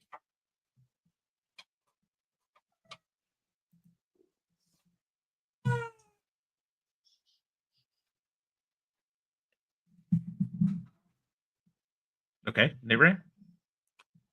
Yeah, so everyone keeps saying they got to find a Randy Orton, and I think it's. At first, I was thinking Austin Theory. I was thinking, there was these names that are being thrown around. You know who I think it should be? I think it should be a second generation superstar, just like Randy Orton was. Someone young, someone in the game, someone who has character. And you guys are going to think I'm crazy for this. You're going to say it doesn't fit, but I promise you we can clean them up. It should be Lexis King. It should be Brian Pillman Jr. I knew you were going to say that, and I'm sold. I'm sold on it. Second generation superstar. He's young as hell. He could easily be polished up. We could drop the Lexis King thing. Brian Pillman Jr.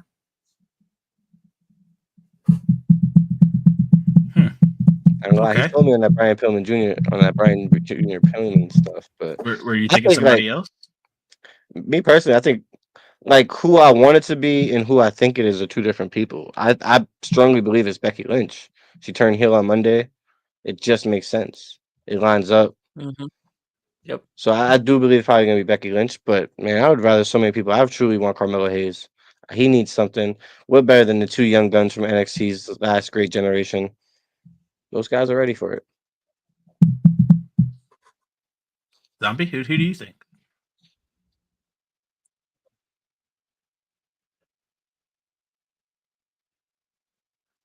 I think he froze. That's a good one. No. No, I think he might be a little lagged. I think he's delayed, yeah. Yeah, I think he's just a little delayed. I have another person because I do believe like third person should probably be someone who's like a Spanish speaker who can't cut the promo for themselves. Andrade would be great, but he's just a superstar. Andrade would be nice. He just seems like such a leader of a faction. That's my only issue with it. So yeah, Santos Escobar. The only thing he's leading is a line in catering. Yep, him and Solo at the top. That's what.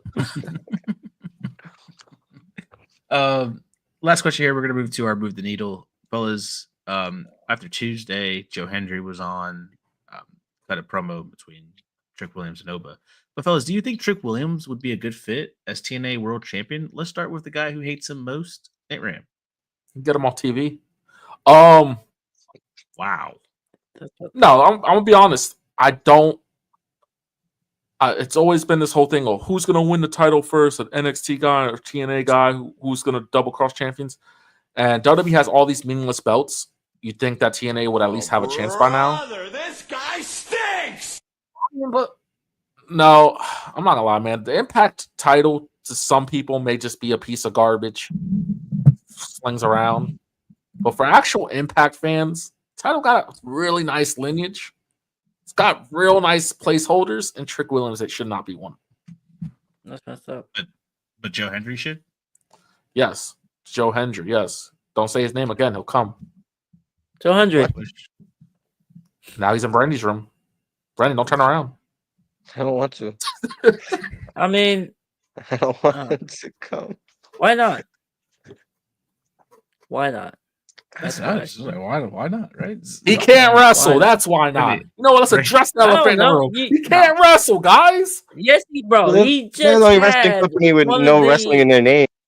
He can wrestle. Yeah, like at match wise, let's say WrestleMania match wise, I'll put his match top 5 out of WrestleMania. If Trick Williams was to leave the WWE right now and went to AEW would have to say literally we're the best wrestler because they have Trick Williams.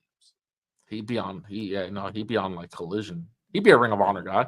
You're bugging, bro. They would look at Trick Williams like they just got like a superstar. Oh, bro. They know. Trick Williams. This guy stinks! I just don't get it, guys. Trick Williams, has he been getting better? Yes, but his better is still not good. Okay, he's not any world heavyweight title contending anything. Okay, He's good. you guys talk about you guys talked about he was NXT champion. That's a developmental brand. TNA is not developmental. TNA is a considered classy, home brewed company. Okay, who stands on their own ground. He's not able to be their champion. He's not that good.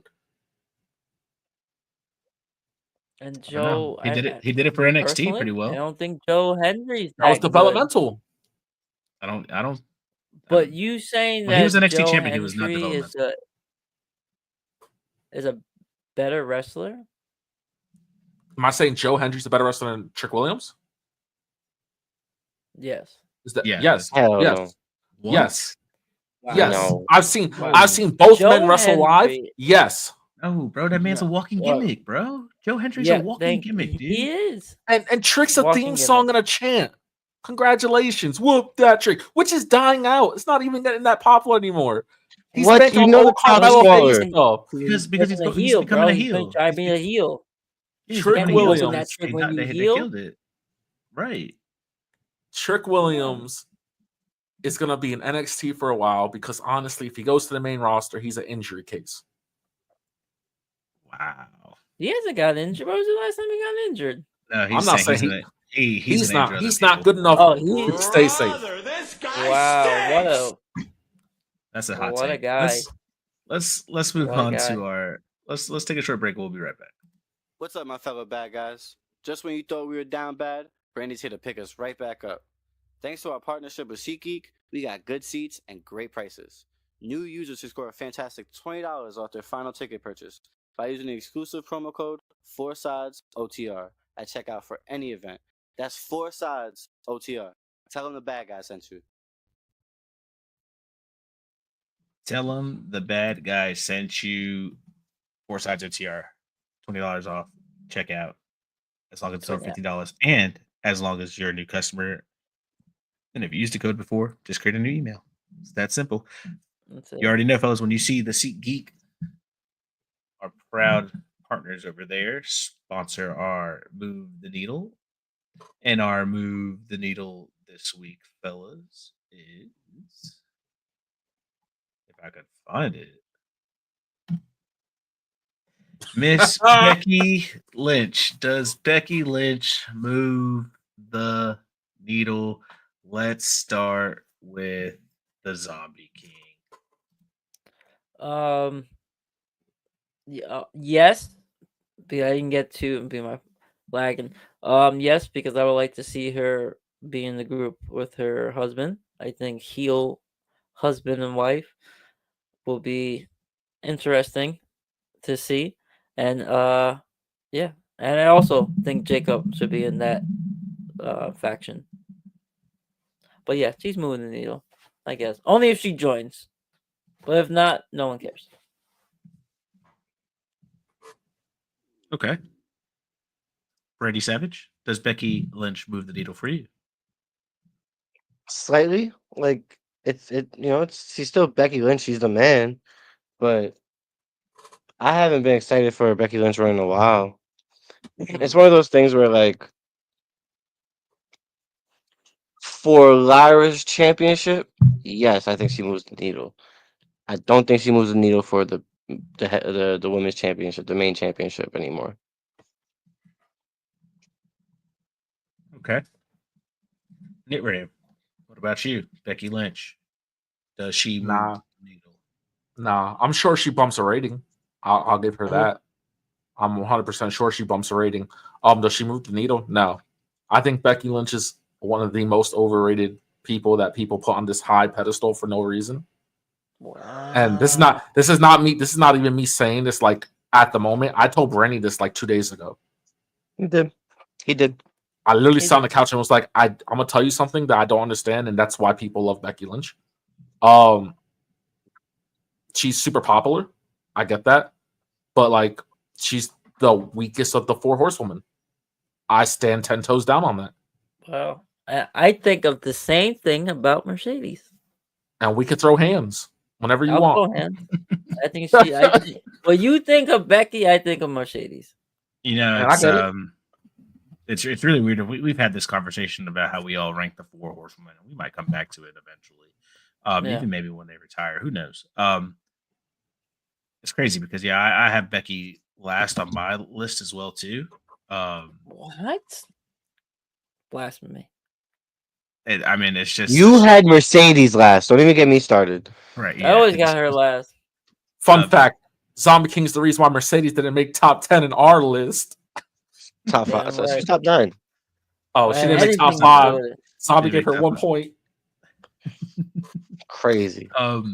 Overrated. Becky for me, man. Doesn't move the needle either. I think she's cool. She's good. She does everything that you probably want as a wrestler, but I'm just not interested. Like when she's holding titles, or I even thought the whole angle of her winning the tag team titles and then turning on Lyra, I thought that was just a waste of time. So yeah, she doesn't really move the needle for me. She's on television, cool, good for her. Obviously it'll stay on television because I love watching wrestling, but I'm not really looking for Becky Lynch. But like, if she don't join the group, what would be her argument for turning heel? She's never been Intercontinental Champion. Okay, but you can do that as a babyface. You can be you can't say I can't. That Lyra, I don't have Lyra no one wasted to her leave this time. to. You have plenty of people who you can leave this to and totally forgot about. Like, what would be her justified heel turn if it's not joining her husband in that faction? True. We'll see. Let us know if Becky Lynch moves the needle for you in the comments or in the chat. Fellas, Samoa Joe aims his eye back at the AEW World Championship. Do you think he is the person that can dethrone Jon Moxley? Let's start with Brady Savage. I hope not. I don't. It's like at this point though, it could be anybody because like the people that I feel like it should have been already passed up. So I can't even like speak on it. Okay, Nimram, how are you feeling about it? Do you think Samoa Joe is the guy? I don't, but every time I say that about Samoa Joe, he just wins. And that's what makes Samoa Joe pretty freaking cool, to be honest.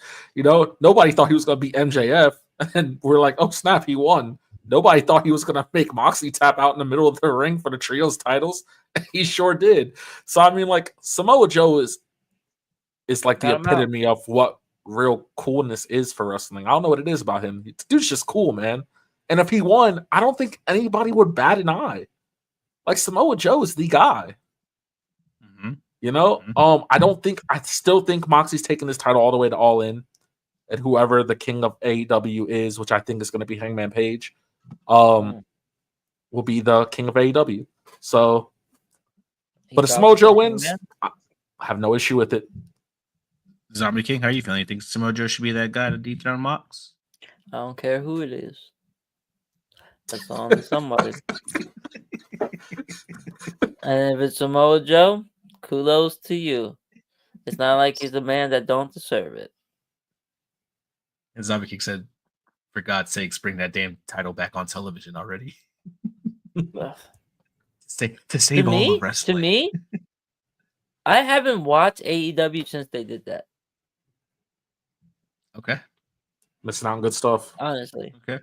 What if Cody Rhodes came back to AEW and beat Jon Moxley? Would he be the savior of all of wrestling? I think I might stop watching AEW. He's lying to himself. He's lying to himself. Everyone's gonna be hitting the whoa like crazy, and then be telling Jono and Brandy how crazy WWE is for letting this is why Cody Rhodes go a second time. Yeah. Oh man. All He's right. the best. Another quick AEW question, fellas, is Stokely's back on television doing his manager thing, but weirdly enough with FTR. Is this a good partnership? What do you guys think? Let's start with Brandy. I think Stokely can make anybody true heels. I think just looking at I think one thing you need to do in life is learn from the mistakes of others. And if Top Flight got with Stokely, they might still be champs. So man, that's a good point. Zombie King, how you feeling about Stokely and FTR? You think this is a good partnership?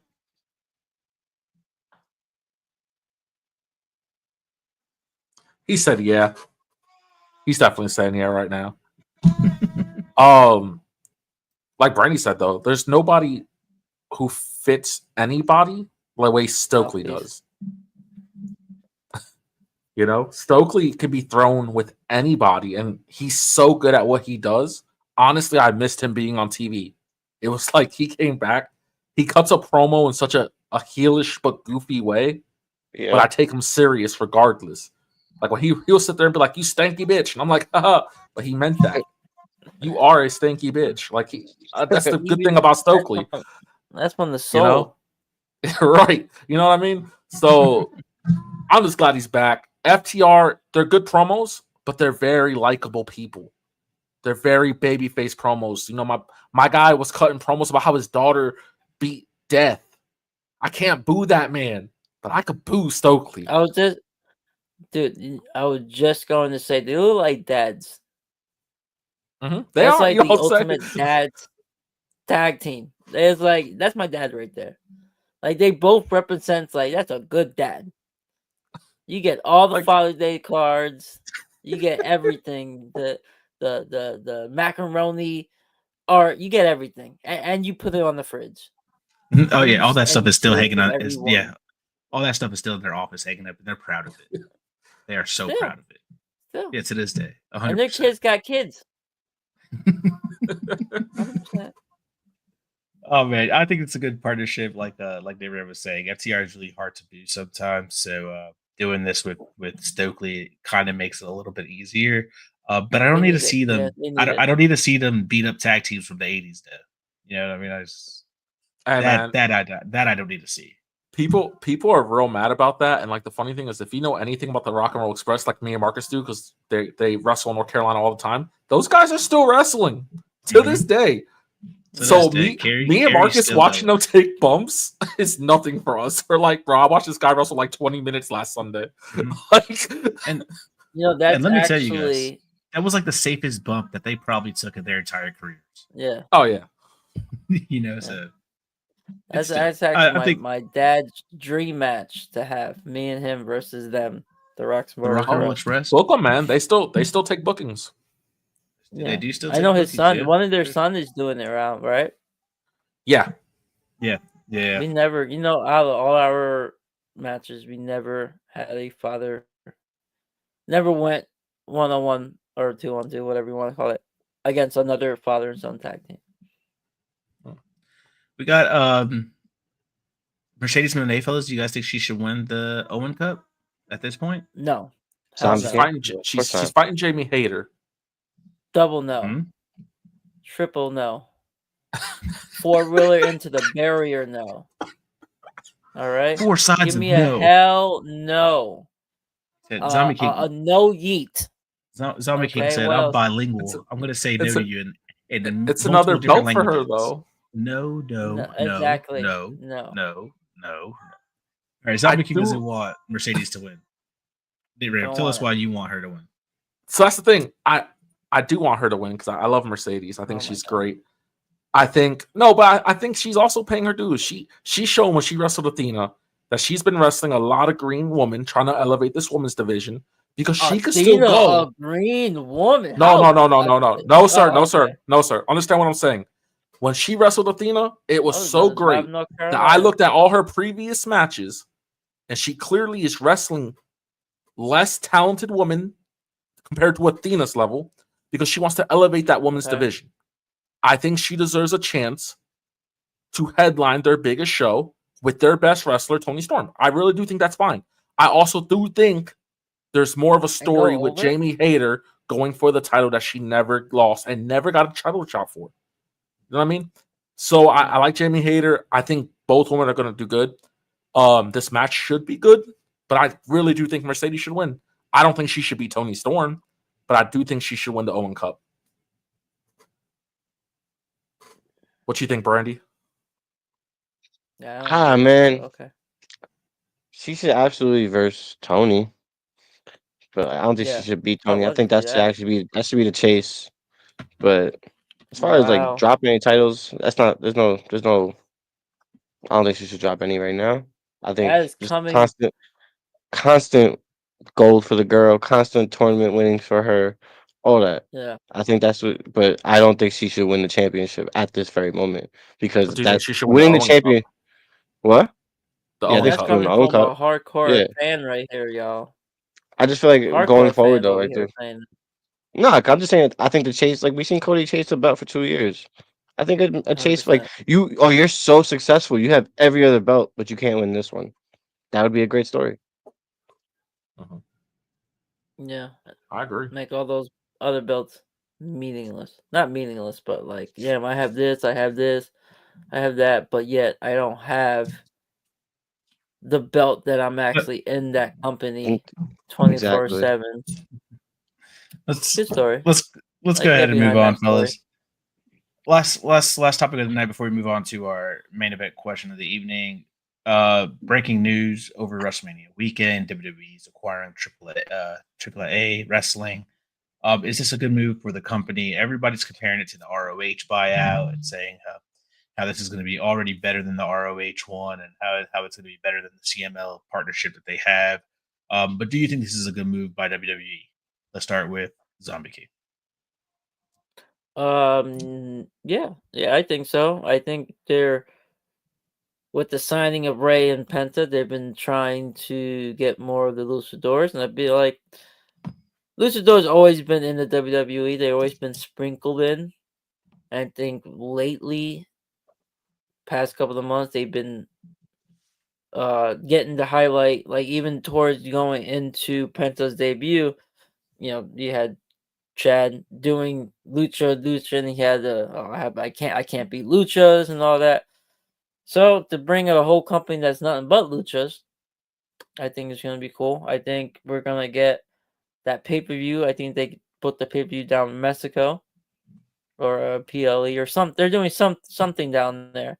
I think they're gonna showcase a lot of stuff, and I think it's gonna be another good for the current luchadors that are in WWE to show what they really, really can do, because now they got people that know their style and know everything without really needing to call.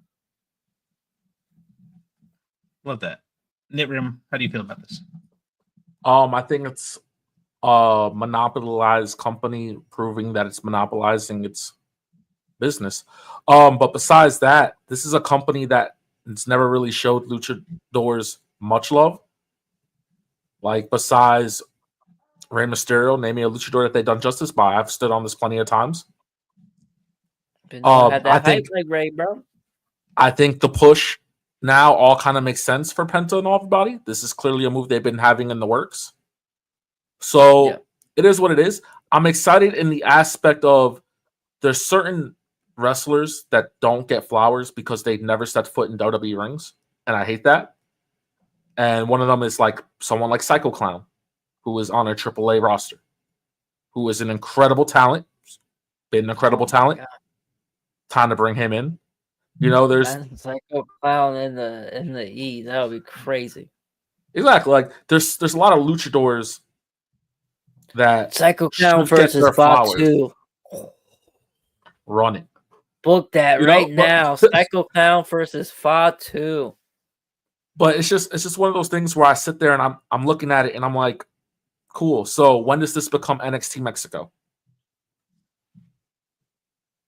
You know what I mean? And that's how I What do you feel mean? about it. Like they're gonna send them to TNA? I think He's saying it's basically just development. Thank you. Gotcha. But they've also been acquiring a lot of territories and making territories evolve. So it might just be another like charter of evolve, like you're saying.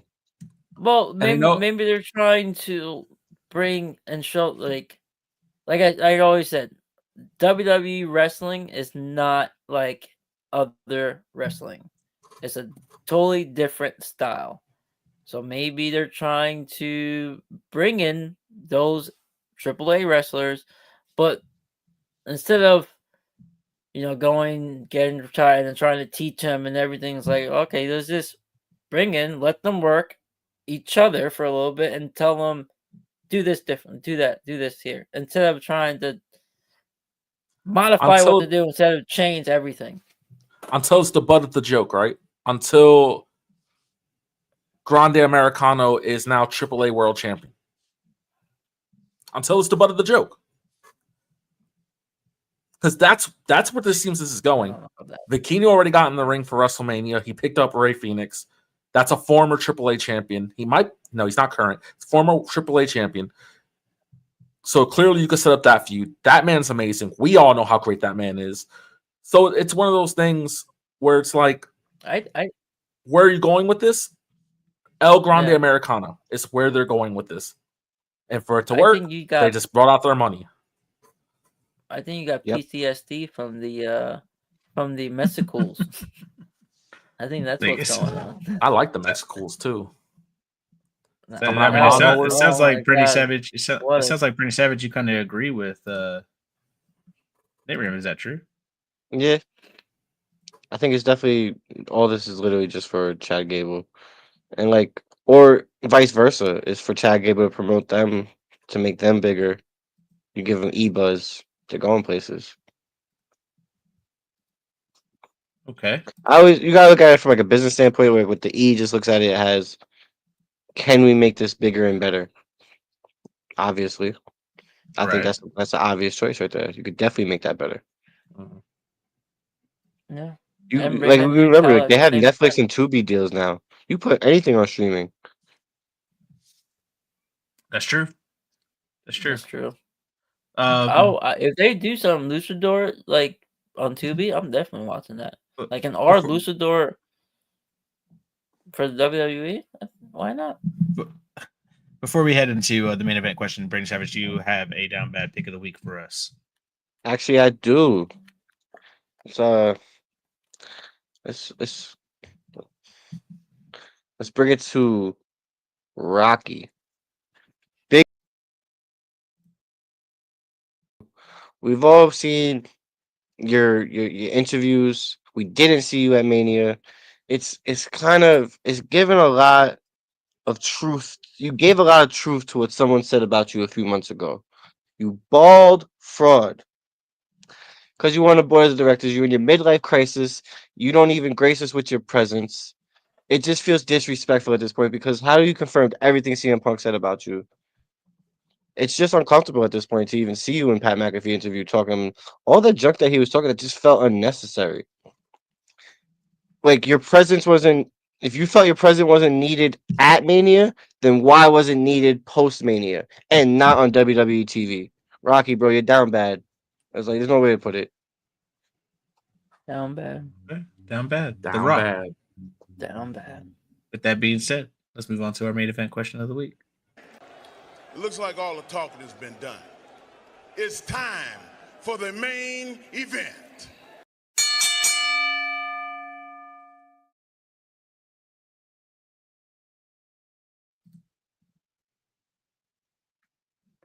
Oh, yeah. Main event question, fellas, this week is: did Joe Hendry get buried at WrestleMania, and what does it mean for TNA Wrestling and their champion? Can I go first? Cool.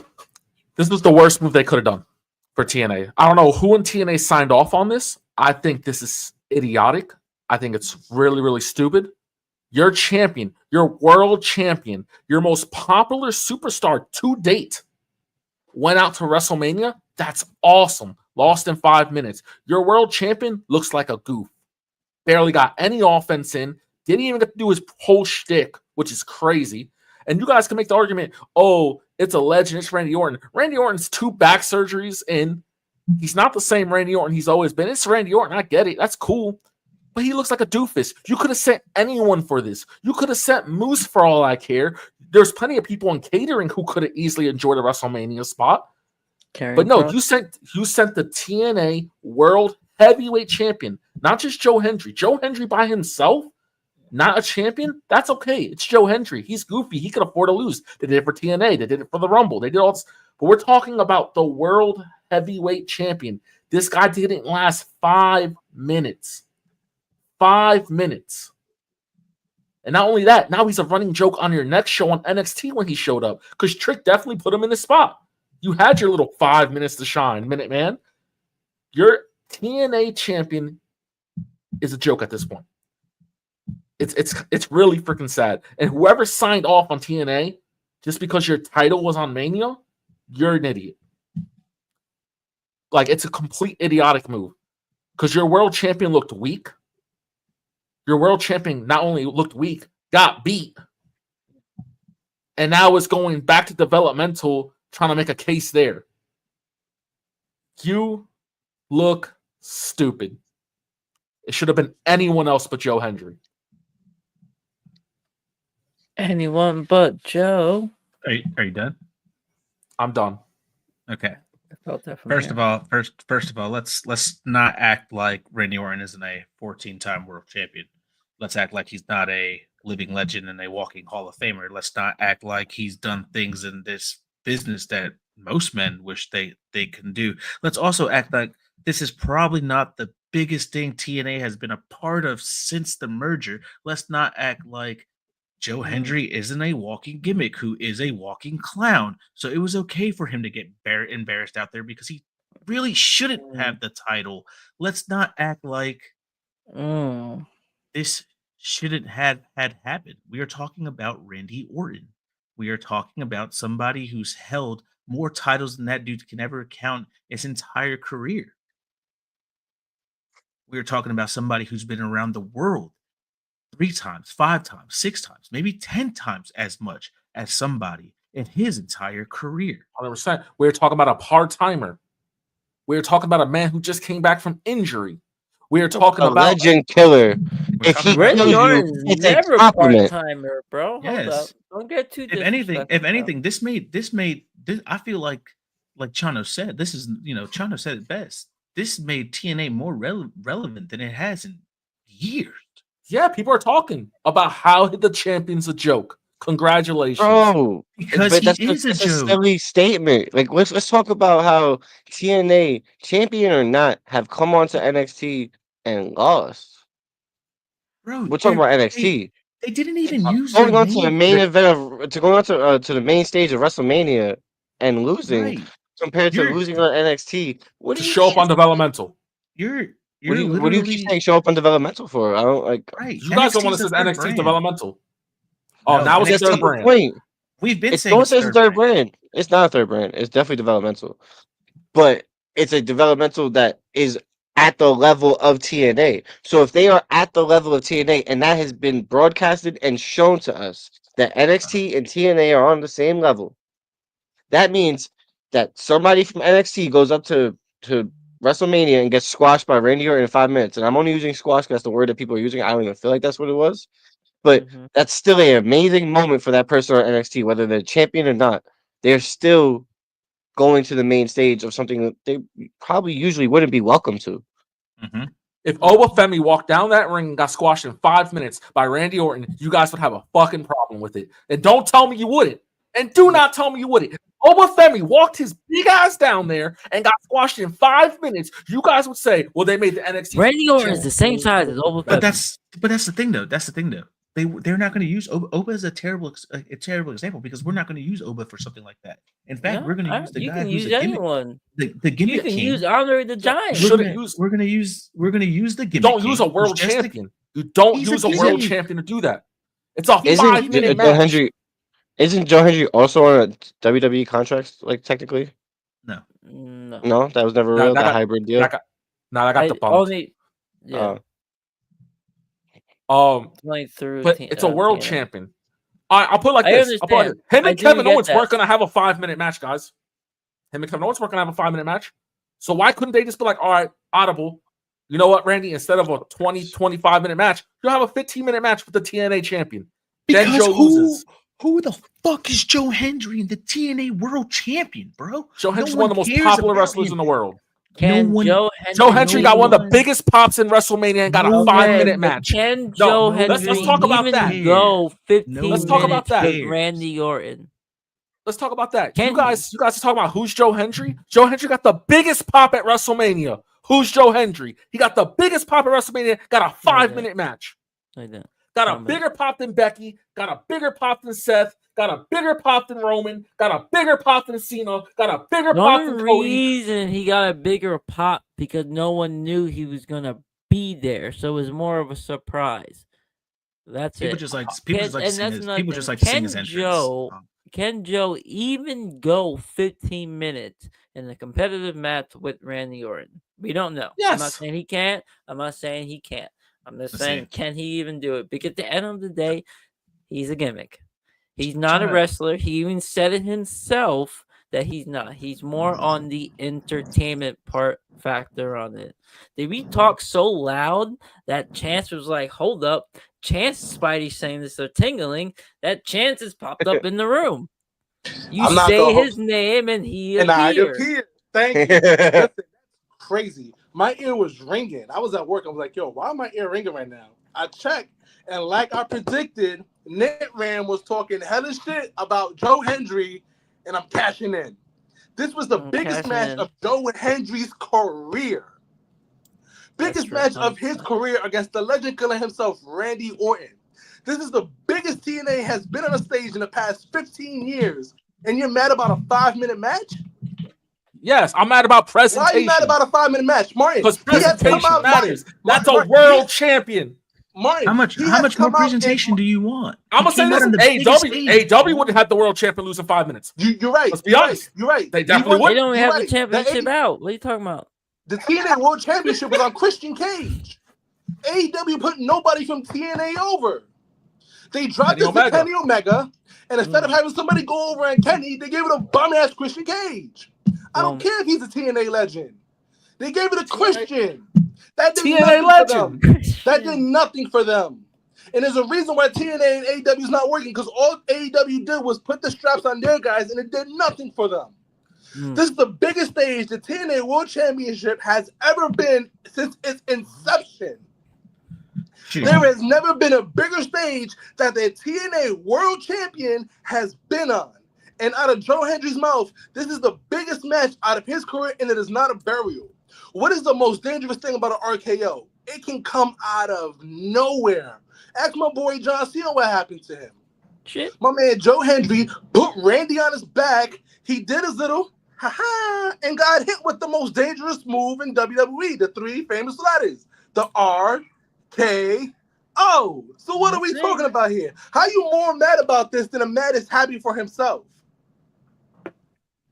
This is the biggest thing for TNA ever. Because, Chano, he is the world TNA heavyweight champion. Bro, all I'm saying is, he could lose to Randy. I'm not mad that he loses to Randy. I'm mad at the presentation of 5 freaking minutes. What do you think the man doesn't belong to stand across from Randy Orton in a ring. It shouldn't have even been 5 minutes. It should have been 2. It should have been. And I'm not gonna hold you. Bro, he's an independent contractor. He's not even signed to the company to even get that match away from somebody who's actually in the company. Yeah, he made history. You understand how that is? My man doesn't even work for WWE, bro. He's a third-party contractor. And he was on WrestleMania. Bro, he could have been in his backstage segment and it still would have been the biggest thing in his career. He wrestled Randy Orton in his 20th WrestleMania. He is a footnote in history. The only world champion, non-WWE, to go out on WrestleMania and have a match with one of the biggest names, not in WWE, in wrestling history. Yep. It's a big stage. WrestleMania is the biggest wrestling weekend in the world. But I do understand the argument as, yes, he's our world champion. Yes, it was a 5-minute match. I do get that argument. As my world champion, I want to make sure he looks and presented like a world champion. Mm-hmm. Joe Hendry plays that fine line of being a entertainer and competitor wrestler. One last piece of my thing. I follow a whole bunch of comedians on my own, right?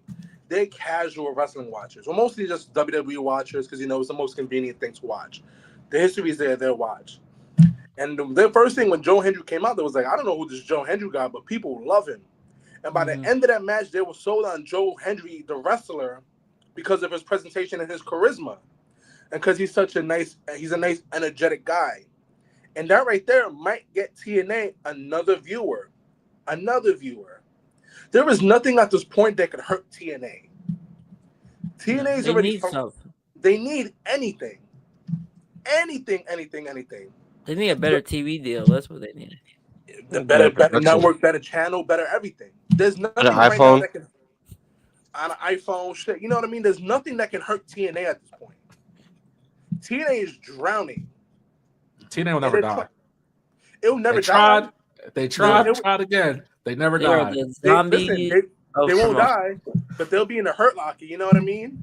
They'll be in a worse position than when they had that partnership at AEW. You know what I mean? You see what I mean? Like, Yeah. bro, Christian Cage was a champion for TNA. That did absolutely nothing. It's not like they had a TNA guy. If Josh Alexander would have beat Kenny Omega for the TNA World Championship to elevate that title, I'd have been like, you know what? You're right. Netram, you're so right. But you know what they did instead? That an AEW guy beat a TNA guy, Rich Swann, and then they had another AEW guy beat another AEW guy for the TNA title, and then they dropped it. You want to know what AEW did? You want to know what AEW did for TNA? They gave them their highest ratings to this day. Their highest ratings because of Kenny Omega. And you you know keep what saying, what did they do for them? That. They said, what AEW didn't do that for TNA. Kenny Omega did that. Omega for did that TNA. for TNA. Kenny Omega is AEW. What was the lasting effect of that, though? Were the numbers at least like a little higher after Kenny Omega was on TV? No. Because all you're doing, it's a rental. You're not helping them. Ooh, that's a good giving one. them the rating. It's a rental. That's a good one. That's what's great WWE point. Joe Henry. It's like when people buy They views and blockbusted stuff. his ass. Bro, They that's didn't like rewind the tape either. Brandon Graves will bring great point. If that would have been Roman Reigns on TNA, shit, you think TNA wouldn't be jumping for the 2 weeks Roman Reigns is on TNA? But what would happen the moment Roman Reigns is not on TNA no more? That's true. Kenny Omega is Kenny Omega. You know who's not Kenny Omega? Christian Cage, who AEW sent to be their world champion of TNA. AEW did TNA no favors. All they did was show Josh Alexander, hey, buddy, your contract's up in a couple years. You want to come play with the big boys? And Josh was like, maybe. And look. Oh, man. You mean like the way WWE did Jordan Grace?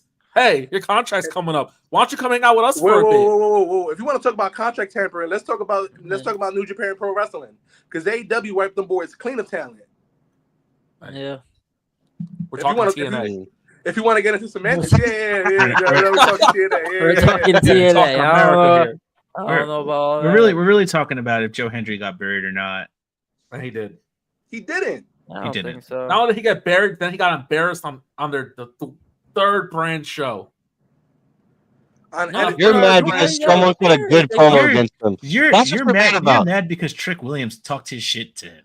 That's all you're mad about. You know what's I'm mad because WWE set him up to get shit talked down on.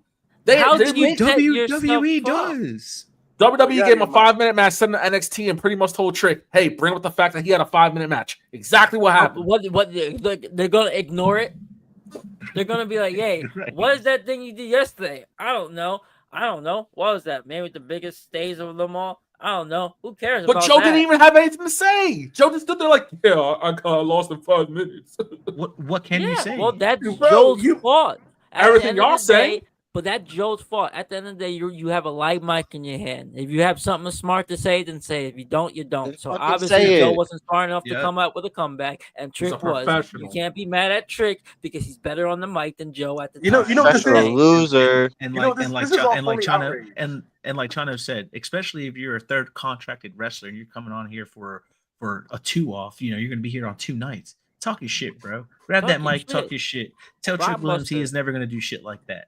Because by the time Trick Williams gets to the main roster, Randy Orton's going to be long gone in the Hall of Fame, and no one's going to care about it. And the fact that Devon Evans, the only person on that roster that versed on NXT roster that versed Randy, is a huge fact. Like, man, you ain't never versed anybody in the main roster. You a bum, like, right? Talk about it. Ain't never versed on that level. I bet you that Javon match was longer than 5 minutes. I bet you if I looked it up right now, that Javon Evans match was longer than 5 minutes because Randy's willing to give somebody from his company in developmental good, beautiful shine. But a world champion gets 5 fucking minutes. Guess what? Yeah, all the people that were stuck in catering, and you're really upset about that. A bunch of WWE staff was in catering, bro. You're literally comparing. Real quick on the Javon Evans versus Randy Orton. It was a good match, right? good on it. But guess what? You fucked up the finish. And since you fucked up the finish, that's what everyone's going to remember is the fact that you fucked up the finish.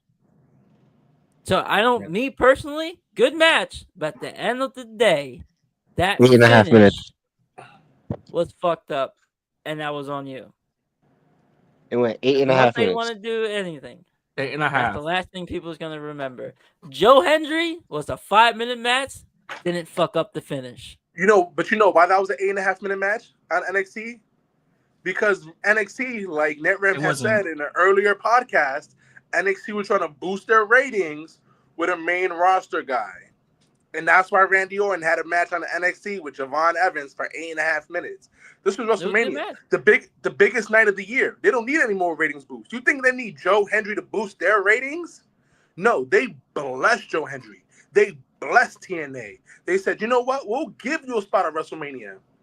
Because if this was a GCW guy at any other spot, world champion, you'd be like, you know what? They did him a good job. But since it's TNA and you got all this phony outrage, because that's all this is. It's phony outrage. You just want to be upset because to be upset. There's nothing to be mad about.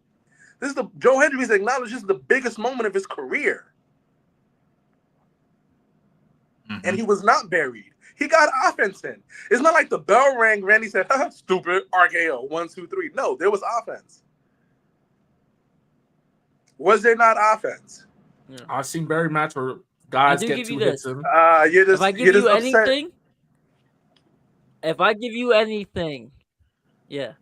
give you anything, the second RKO wasn't called for. Nah, bro. So talk to the vets. The Orton match, the Orton Javon Evans match was actually 4 minutes long. That's hilarious. That is 8 minutes. I'm reading it right now. It says Randy Orton versus Javon Evans match on WWE NXT October 8th, 2024 was a short match lasting about 4 minutes. According to the post for WrestleMania, the match was just to showcase Orton's dominance, with Orton quickly defeating Evans. 4 minutes. That is hilarious. That is comedy. That is comedy. Can I get a unanimous he got fried in the main event question? Can I get a unanimous he got fried? I missed what happened. Javon Evans had a lesser time match with Randy Orton than supposedly Joe Hendry did. He got fried. Deep fried in some baby oil.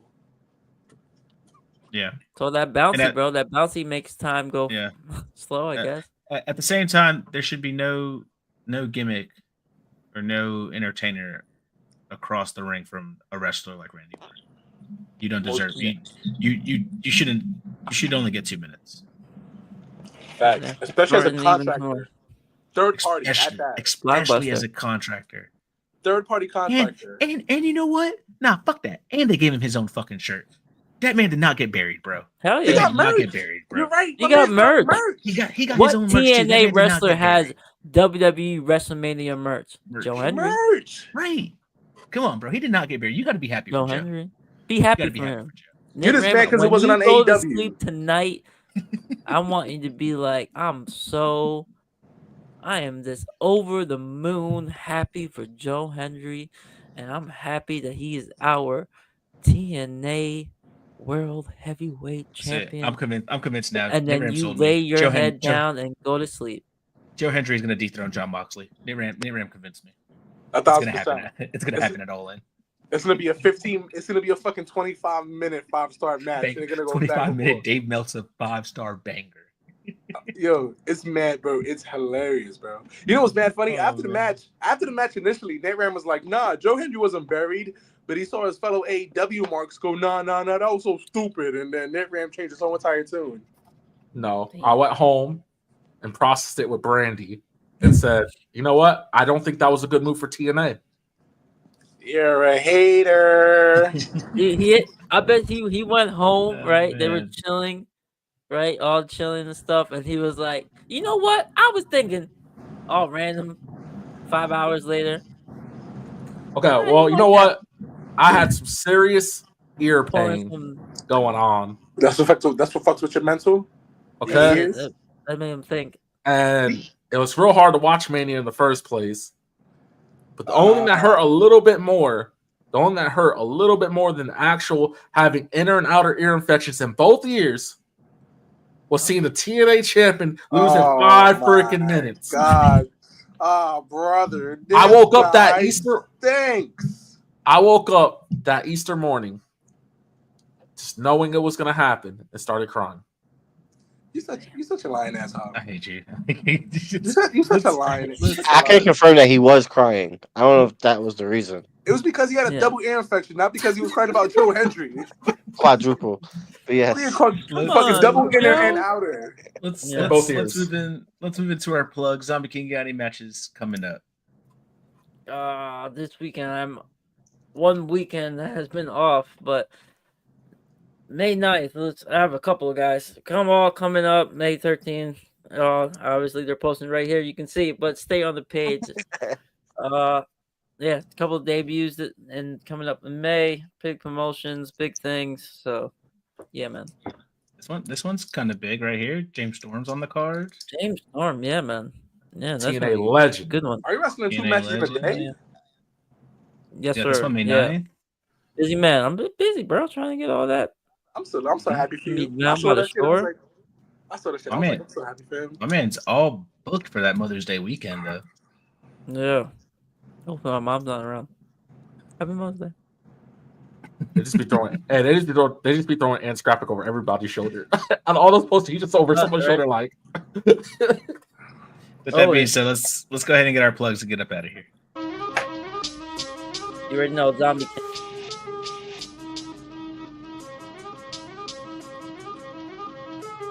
Shit, don't worry about me. I just popped in that man's bubble because he's delusional. My man don't know what he's talking about. He's crazy. The quadruple ear infection made him lose his mind. He's not in the part. Listen, he's still trying to get the mental back, guys. Listen, I will forever be I will be the dean of admission for Hate You Forever. But NetRam is clearly trying to take the head dean spot with his hateration. That's it. And as you already know, I'm Brandy Savage. You can find me on Twitter at Brandy freaking Savage, Life and Times on Instagram, and my boy Chance, man. 2-1, baby. 2-1, my boy. Yeah, shout out to the Knicks. You can follow me. 2-1 though. You can follow me at the Founder MH, but most importantly, follow us on all of our social media platforms. Subscribe, like, comment, all that shit. Share. Most importantly, share. Send it to your friends. Send it to your mom. Facebook. Send it to your cousin. Yes, Facebook. We're like 10 more followers away on Facebook. We can go live on Facebook. 10 more followers. Let's get that to 100, y'all. 4 Sides OTR on Instagram, or on X, 4 Sides of the Ring podcast on Instagram.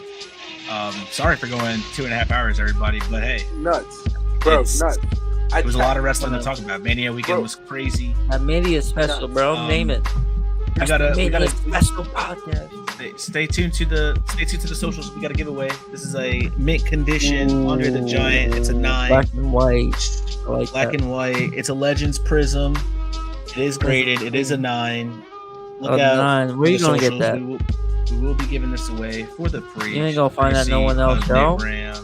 As well, next week, me and the Zombie King will be sitting down with the one and only Fuego del Sol, listening to his wrestling story, and also finding out everything that happened this past weekend, leaving his boots in the center of the ring, handing his mask over to another wrestler. So there's a lot to talk about him. We're excited to sit down and talk to him about his entire career. Other than that, always remember, if you're not enjoying wrestling, you're just not watching it right. We'll catch you guys next week.